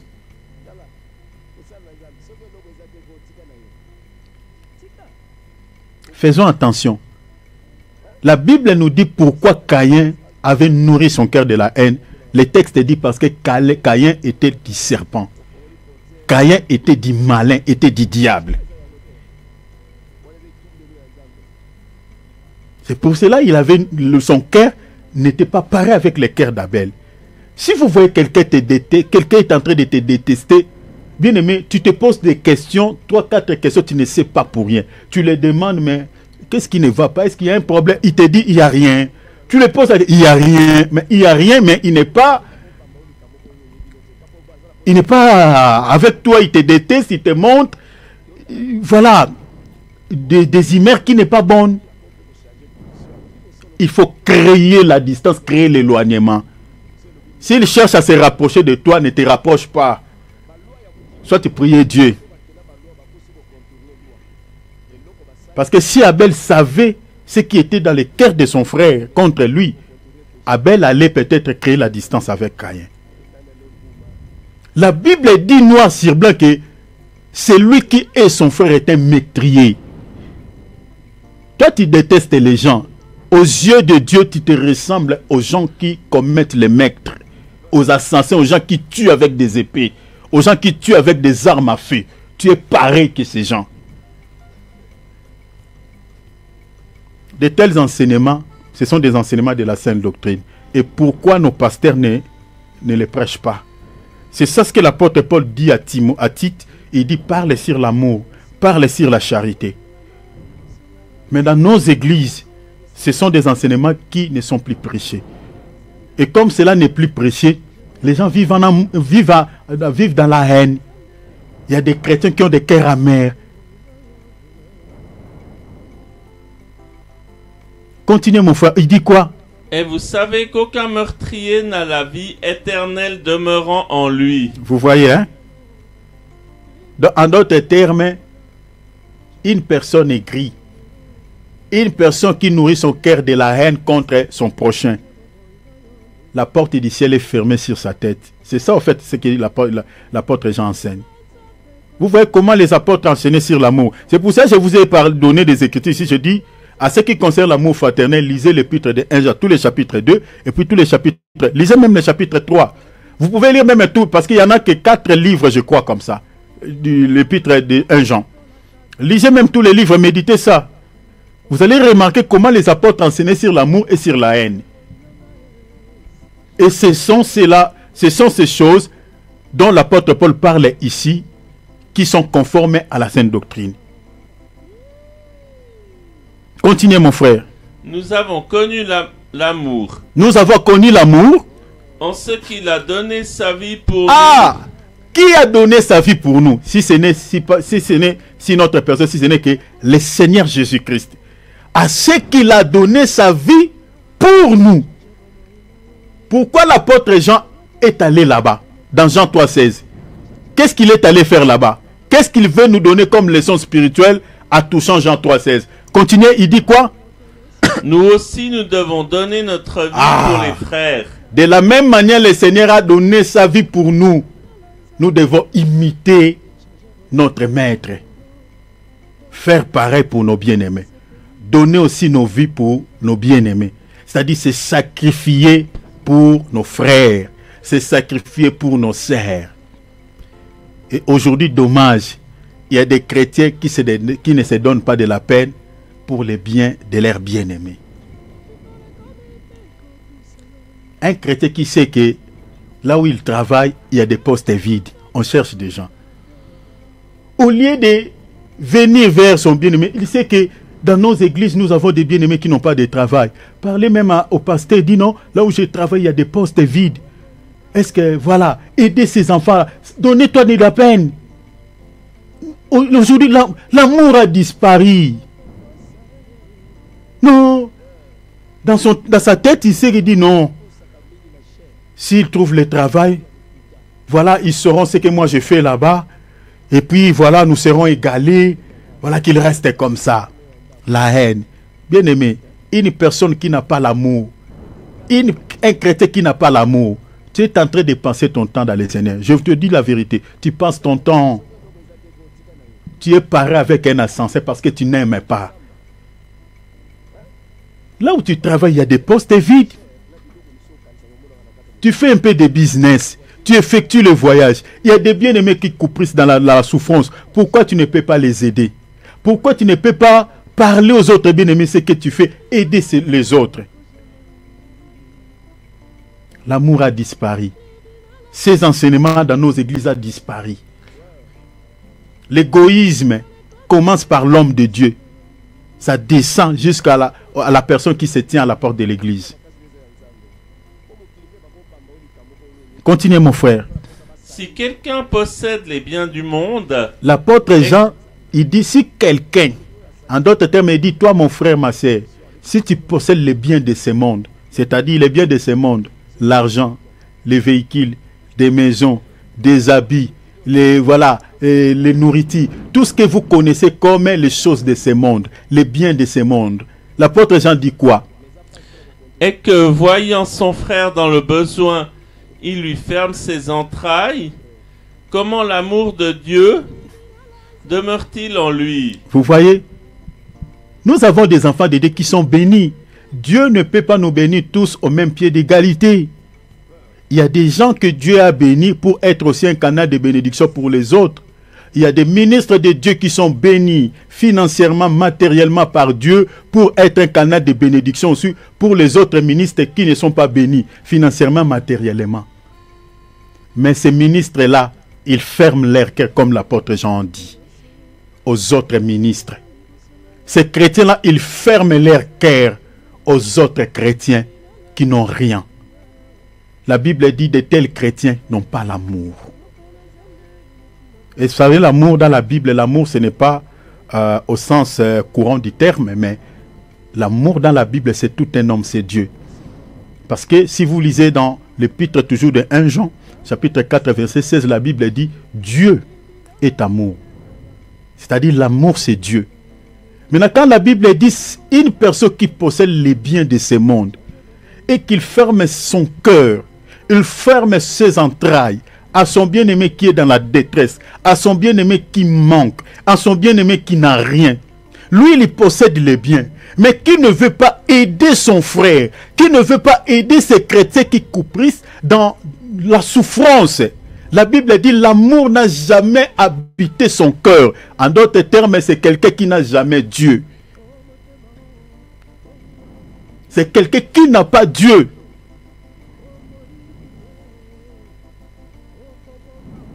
Continuez, mon frère. Petits enfants, n'aimons pas en parole et avec la langue. La Bible dit quoi? Et avec vérité. N'aimons pas avec la parole, avec la langue. Nous avons des chrétiens comme ça, qui ont l'amour de la bouche, l'amour de la langue. Oh mon frère, ma sœur, oh, que Dieu te bénisse. Oh, vraiment, je suis content de te voir. Et là, quand il parle, vous sentez une petite onction. Une onction charnelle. C'est comme si ce qu'il dit là, c'est ça ce qui est dans son cœur. Oh, j'ai compté de t'appeler, mais Dieu soit loué. Comme je t'ai vu, en tout cas, je suis ravi. Que Dieu soit béni. Il est en train de vous donner l'apparence. Mais vous êtes dans la détresse. Vous êtes dans une situation, peut-être il connaît, il sait la situation sur laquelle il traverse et qu'il a la possibilité de te dépanner ou de t'aider physiquement. Mais la Bible dit quoi, comme l'apôtre Jean a dit? Il ferme son cœur. De tels chrétiens sont comparables aux meurtriers. Ce sont des chrétiens qui n'entreront pas au royaume des cieux. Ce n'est pas moi, c'est la Bible. Lisez l'épître de 1 Jean chapitre 15 au verset 18. La Bible dit, n'aimons pas seulement en parole avec la langue. Avec la langue. Même avec ta femme, avec tes enfants. Ne te limite pas à dire à ta femme tout le temps que je t'aime chérie. Mais tu ne fais rien pour ta femme. Tu l'achètes rien. Tu ne dépenses pas pour cette... Ici, je suis une parenthèse que j'ouvre, je la referme vite aussi. Chère sœur, si tu es fiancé à un homme qui a des possibilités, vous êtes des fiancés, vous n'êtes pas encore mariés. Si cet homme-là a du mal à te faire même des petits cadeaux, il ne te donne pas les sous pour peut-être, voilà, ou quelque chose pour acheter un petit truc. Attention, attention, avant d'épouser un tel homme, il faut, en tout cas, il faut beaucoup prier. Parce que peut-être dans la maison, ça sera pire. Parce que comment un homme peut te dire qu'il t'aime, mais incapable de dépenser pour toi ou de te faire quand même des petits cadeaux. Tu es une femme, tu as peut-être besoin d'acheter un truc, tu as peut-être besoin d'acheter. Les femmes ont pas mal de besoins, mais ils ne te donnent pas les sous. Maintenant, un tel homme, vous êtes dans les fiançailles, maintenant quand il va t'épouser dans les mariages, donc tu souffriras. Il faut faire très attention. Ce n'est qu'une parenthèse que j'ouvre, je referme. Parce que la Bible dit l'amour ne consiste pas seulement en parole avec la langue, mais avec action et vérité. Et l'amour en parole n'existe pas. Si un homme t'aime réellement, il doit prouver cet amour par les actes. Il peut t'amener dans un magasin, il t'achète quand même un bijou, il t'achète quand même un beau habit.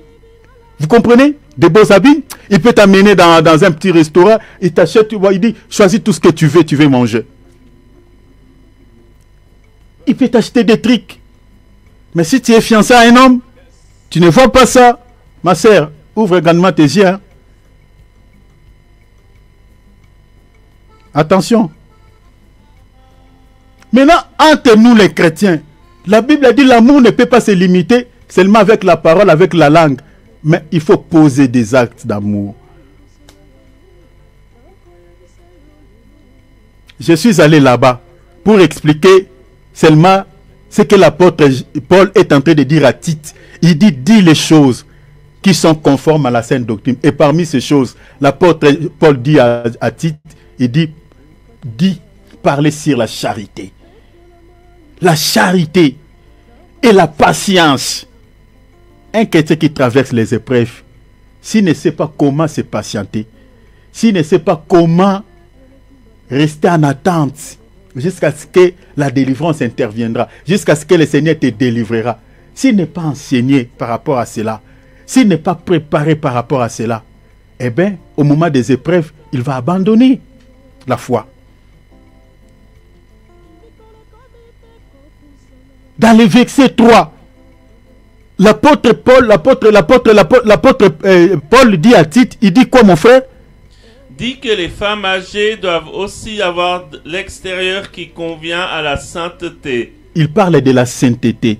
Je vous avais dit ici, tout ce que l'apôtre Paul dit à Tite ici, de dire aux vieillards ou aux femmes âgées, ça nous concerne nous.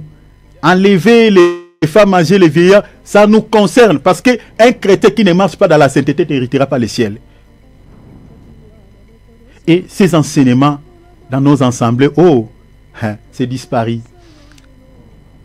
C'est disparu. Je vous avais dit ici, il y a un homme de Dieu qui était allé dans une église et il était en train de prêcher. Il martelait sur les péchés, sur la sainteté. Le berger de cette église est monté du haut de la chair et dit, oh l'homme de Dieu, l'embissa.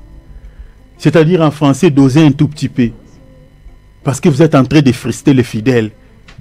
Vous allez faire fuir les fidèles. Parce que l'église était devenue comme dans un deuil. L'homme de Dieu lui frappait et son onction était dirigée sur ces messages, sur les péchés.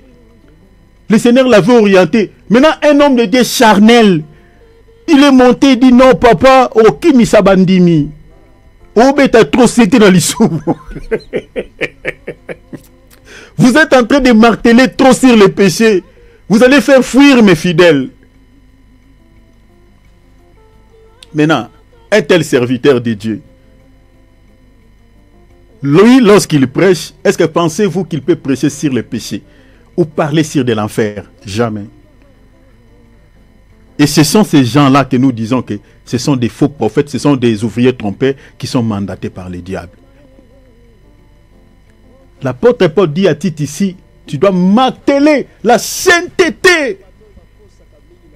Et ce que Paul dit à Tite ici, vérifiez tous les versets que je vous ai donnés là. Prenons par exemple 1 Pierre chapitre 1er verset 15 à 16. L'apôtre Pierre dans une autre église, il a prêché comme Paul enseigne ici. La sainteté. Pourquoi si, du moins nous sommes bâtis sur les enseignements des prophètes et des apôtres, pourquoi nous ne marchons pas sur leurs traces? Continuez mon frère. N'être ni médisante. Vous voyez, la médisance. Avoir de mauvaises pensées contre les autres.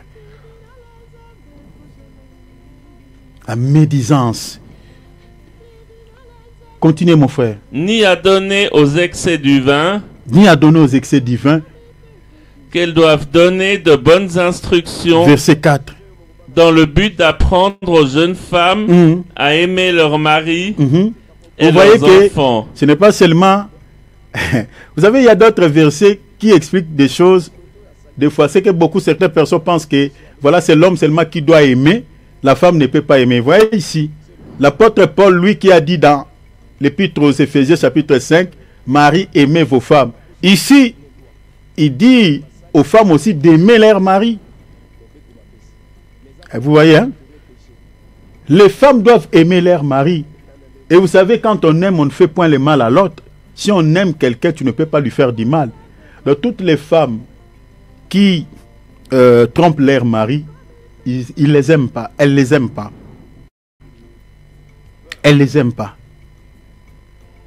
C'est vice versa. Et tous les hommes qui trompent aussi leurs femmes n'aiment pas leurs femmes. Parce que c'est ça ce que l'apôtre Paul enseigne à l'église de Corinthe, non? 1 Corinthiens chapitre 13, la Bible dit quoi? L'amour ne fait point du mal. C'est ça. C'est ça la définition de l'amour. Je suis dans 1 Corinthiens chapitre 13. L'apôtre Paul dit l'amour ne fait point du mal. Maintenant, quand toi, si tu dis que tu aimes ta femme ou tu aimes ton mari, tu ne peux pas les tromper. ou la tromper. Si tu trompes ta femme ou tu trompes ton mari, c'est-à-dire tu es en train de faire du mal à ton conjoint. Et du coup, tu ne l'aimes pas. Tu ne l'aimes pas. Tu ne l'as jamais aimé. Mais malheureusement, que Dieu nous sauve. Nous avons des hommes de Dieu qui trompent leurs femmes. Nous avons des femmes pasteurs qui trompent leurs maris. L'homme de Dieu est parti en retraite et derrière l'homme de Dieu, lui, il est en train de vivre, de sortir avec certains frères. C'est malheureux. Continue, mon frère.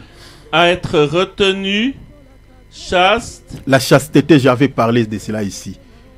Rare de trouver les hommes de Dieu parler sur la chasteté. Dire aux frères de garder leur chasteté. Dire aux sœurs de garder leur virginité. Ce sont des messages qui sont bannis dans nos églises. Oh non, sinon vous allez frustrer certaines sœurs qui ne sont plus vierges ou certains frères qui ne sont plus chastes.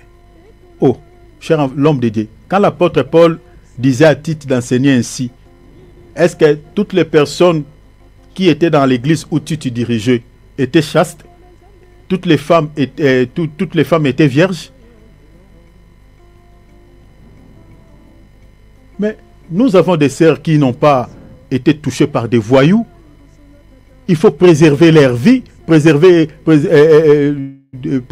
leur virginité, préserver à ces sœurs-là de garder leur virginité pour leur mari. Et dire aux frères de garder leur chasteté pour leurs femmes. Si aujourd'hui, nous avons pas mal de problèmes dans les couples, c'est à cause de quoi? Beaucoup de problèmes liés au couple qui sont dans le couple, c'est lié dans ces domaines-là. Il y a des femmes qui sont insatisfaites. Voilà, l'homme n'est pas... C'est compliqué. Il y a des femmes qui n'arrivent pas à satisfaire leur mari. Beaucoup de problèmes qui sont dans le couple, c'est lié au rapport sexuel. Il y a des femmes qui ont perdu la virginité dès le bas âge. Une femme qui a commencé la prostitution depuis qu'elle était mineure. Toute sa vie, elle a accepté Jésus-Christ, donc c'est compliqué. Et là, elle va trouver par la grâce de Dieu un homme. Maintenant, l'homme, lui, peut-être, voilà, il n'a pas vécu dans une vie des autres, vraiment comme... Parce que je connais des hommes comme ça. Eh bien, dans ces couples, si Dieu n'intervient pas, il y aura des soucis. Cette femme ne sera pas totalement satisfaite. Parce que avant de connaître le Seigneur, elle a goûté beaucoup des hommes dans le monde. Pareil aussi, c'est vice-versa pour certains hommes qui ont vécu dans une vie de débauche dès le bas âge. Moi, j'avais un ami comme ça. Un ami. Il a commencé la prostitution depuis qu'on était mineur. J'avais un ami comme ça. Il est devenu papa avec cet esprit-là. Maintenant, il y a un tel homme. S'il pousse, par exemple, une jeune fille, lui n'a pas vécu dans cette vie de désordre. Il ne connaît pas trop. Dans ces couples, il y aura des problèmes. Vérifiez beaucoup de problèmes dans certains couples. Quand vous voyez certains couples qui voient souvent les hommes de Dieu pour parler des problèmes de leur couple, souvent, si ce n'est pas l'impolitesse de la femme, c'est souvent des problèmes liés au lit conjugal. Maintenant, si par exemple le couple se marie vierge, en tout cas, dans ces domaines-là, ils n'auront pas vraiment assez de problèmes. Ils n'auront pas vraiment assez de problèmes. Maintenant, de tels enseignements ne sont plus prêchés dans nos ensembles. On ne prêche pas aux jeunes sœurs sur la virginité, de garder leur virginité. On ne prêche pas aux frères de garder leur chasteté. Ce sont des enseignements qui sont bannis, qui sont, je peux dire, prohibés.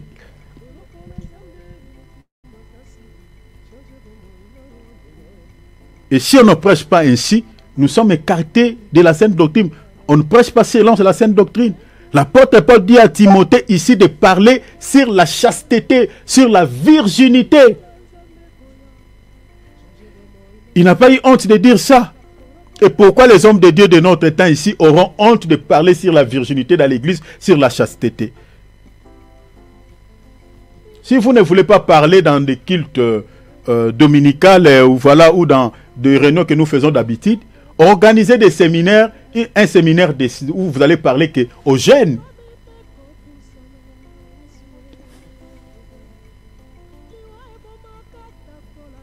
C'est pitié, c'est pitoyable. Continuez mon frère. Occupé aux soins domestiques. Ça, j'avais parlé aux femmes de s'occuper des soins domestiques. Ça, c'est la position de chaque femme dans les mariages. Ça, c'est l'ordre du Seigneur. Bonne. Donc, si les femmes ne respectent pas tout ce qui est dit ici, nos sœurs ne respectent pas cela, chers enfants de Dieu, beaucoup rateront le ciel.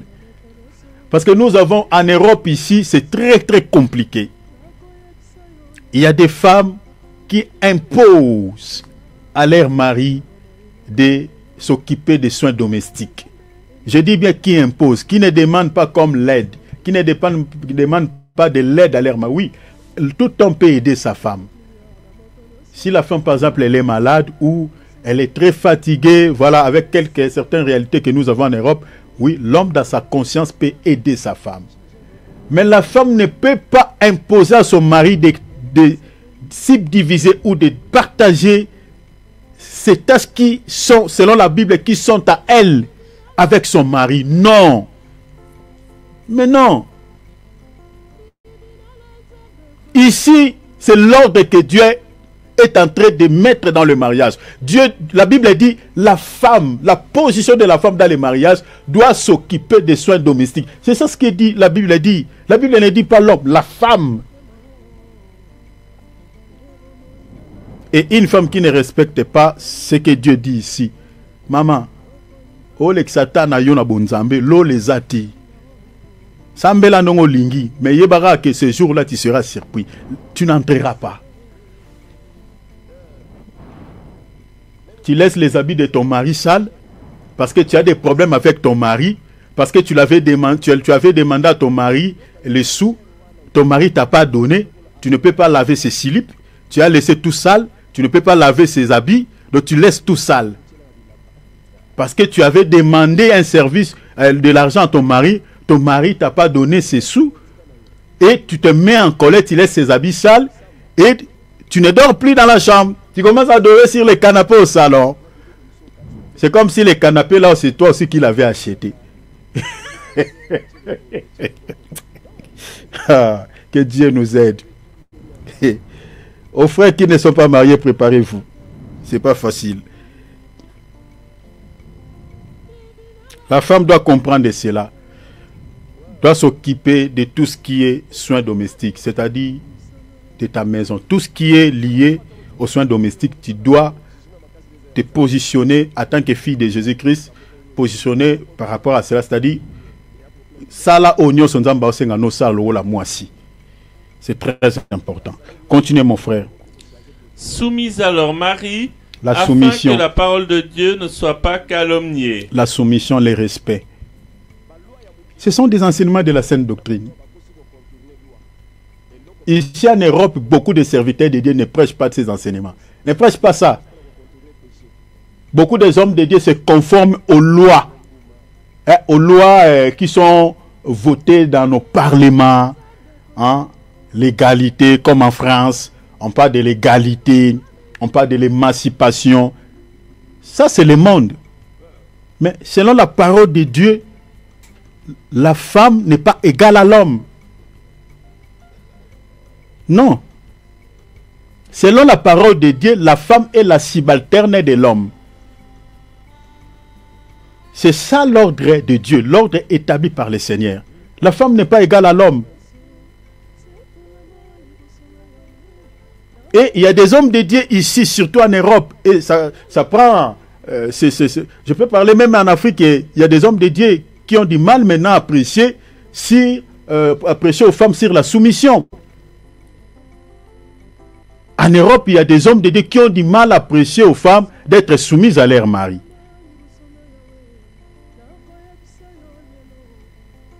C'est compliqué. C'est pourquoi nous disons que les hommes de Dieu qui cachent la vérité aux enfants de Dieu, ils seront jugés par Dieu, ils seront condamnés. Et les gens là, comme ils n'ont pas réussi la vérité, ils seront aussi condamnés par le Seigneur. La position de la femme dans les mariages, c'est la soumission, doit être la subalterne de son mari. Et la soumission de la femme, ce n'est pas au sens littéral du terme, non. Non. Hein? Parce que il y a certains hommes qui pensent que voilà, la femme, comme la Bible dit, la soumission, je dois écraser ma femme, je dois la malmener, je dois la maltraiter. Non, ce n'est pas ça. La soumission dont l'apôtre Paul parle ici, c'est le respect. C'est le respect tout simplement. Lisez l'épître des Éphésiens chapitre 5, lisez à partir du verset 25, descendez jusqu'au verset 31. C'est juste le respect. La considération que la femme aura envers son mari, parce que l'homme est son chef. C'est juste ça. Donc cette soumission n'a rien à voir au sens littéral du terme. Non du tout. Non. C'est le respect. La considération. Il doit considérer son mari, il doit respecter son... En fait, dans les mariages, chacun doit connaître sa place. C'est tout. L'homme doit connaître sa place, la femme aussi doit connaître sa place.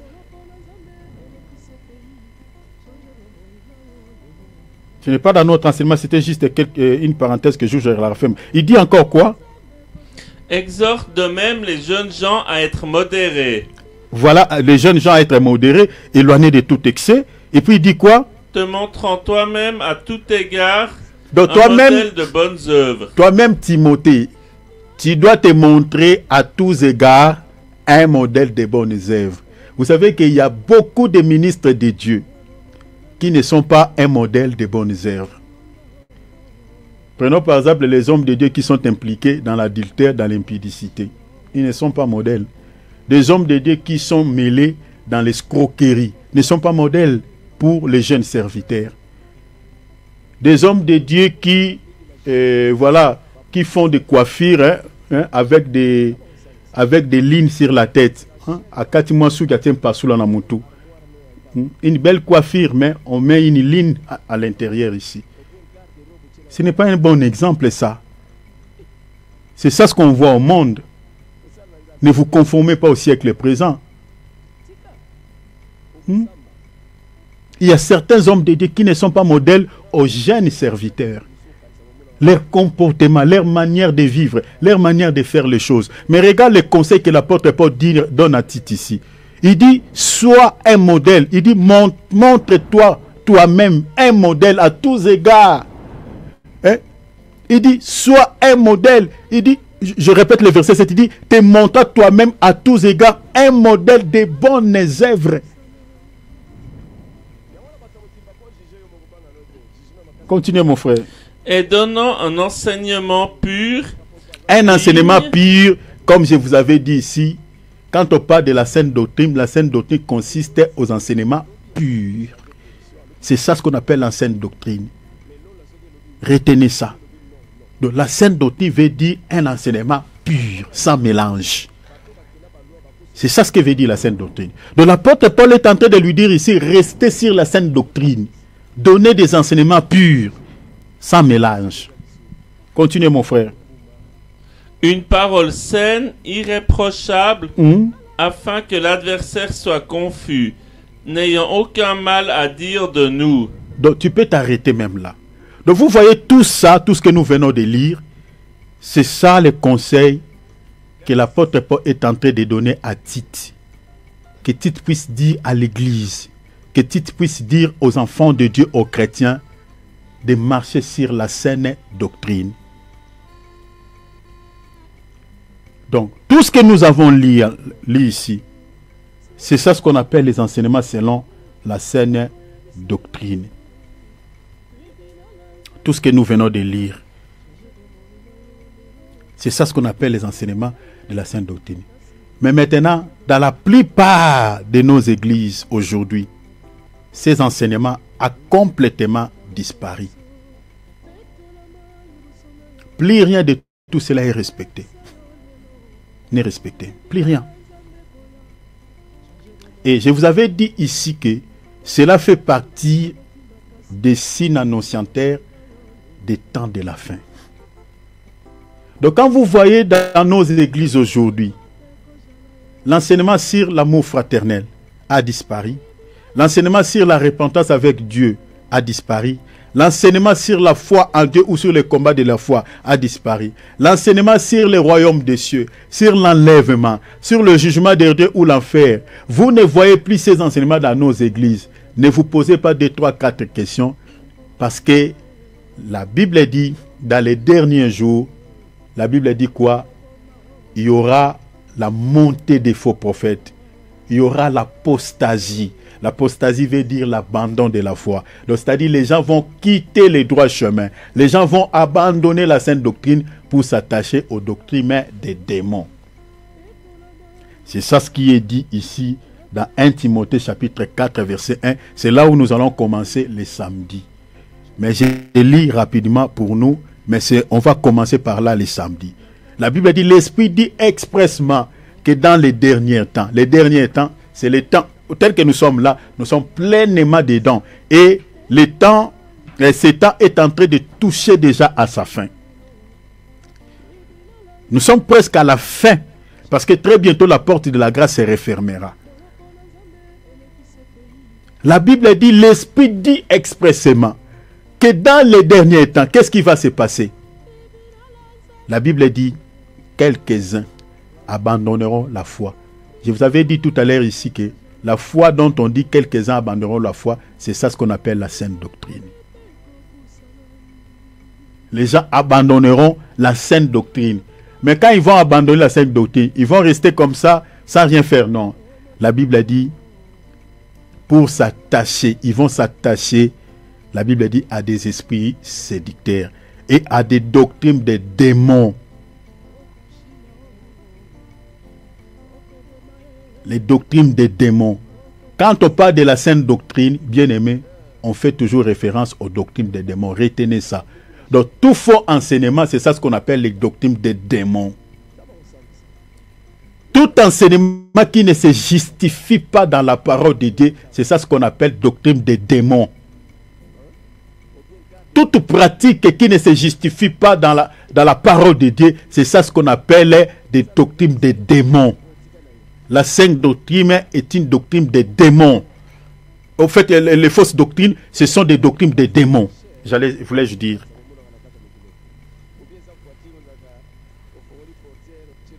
Donc, quand on voit dans nos églises, donc retenez ça.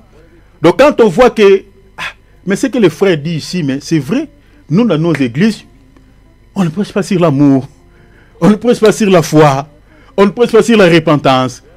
Jamais plus sur la sanctification. Notre passage, je n'ai jamais entendu parler sur l'enlèvement. On ne prêche pas sur l'enfer. On ne parle pas sur ça. On ne prêche que sur le succès, la réussite, sur la délivrance de la chair. Regardez les sujets sur la toile, vous remarquerez cela. La délivrance de la chair. Tata Mwasino ya Kangayo, les lois libérées, Ndoge, tout ça. La délivrance de la chair.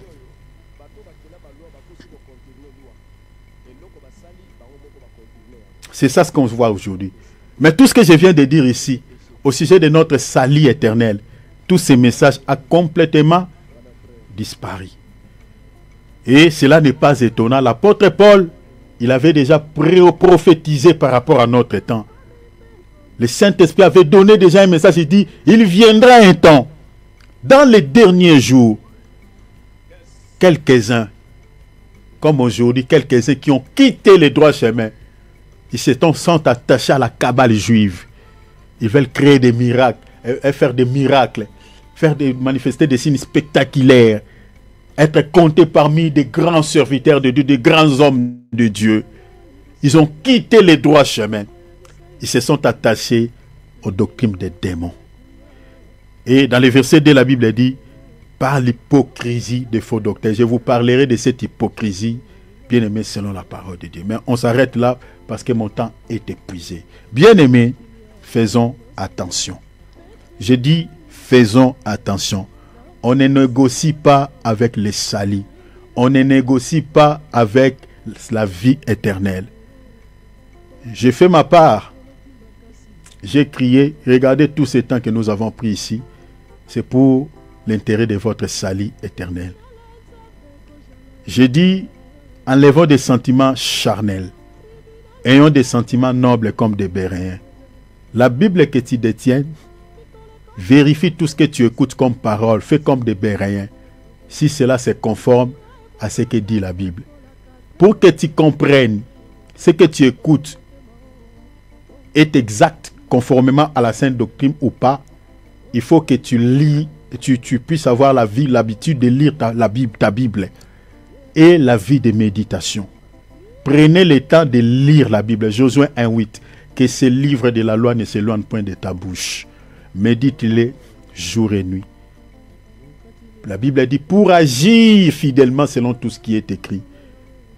Tu sauras comment agir devant toute prédication, devant tout serviteur de Dieu, si tu lis la Bible, si tu médites la parole de Dieu.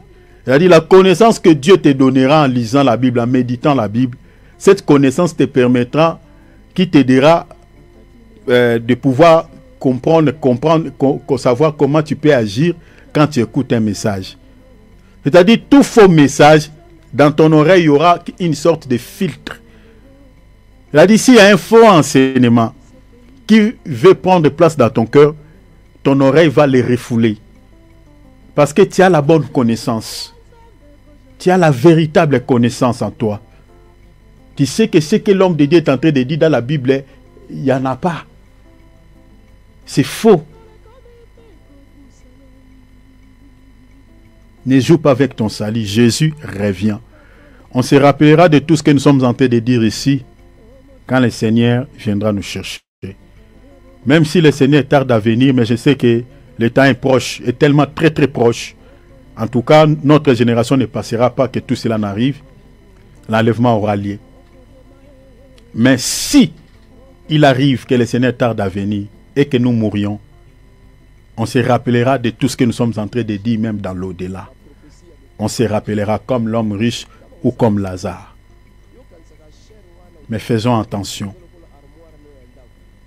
N'aime pas ton pasteur plus que ton salut. N'aime pas quelqu'un ou ton église plus que ta propre vie. Veillez à ce que tu écoutes. Si tu sais que le pasteur qui vous annonce la parole, tu ne le vois vraiment pas dans les rangs des vrais ministres de Dieu, quittez cette église. Retourne chez toi, prie, que le Seigneur te montre là où tu peux aller prier, où il y a la bonne parole, où il y a un vrai ministre de Dieu.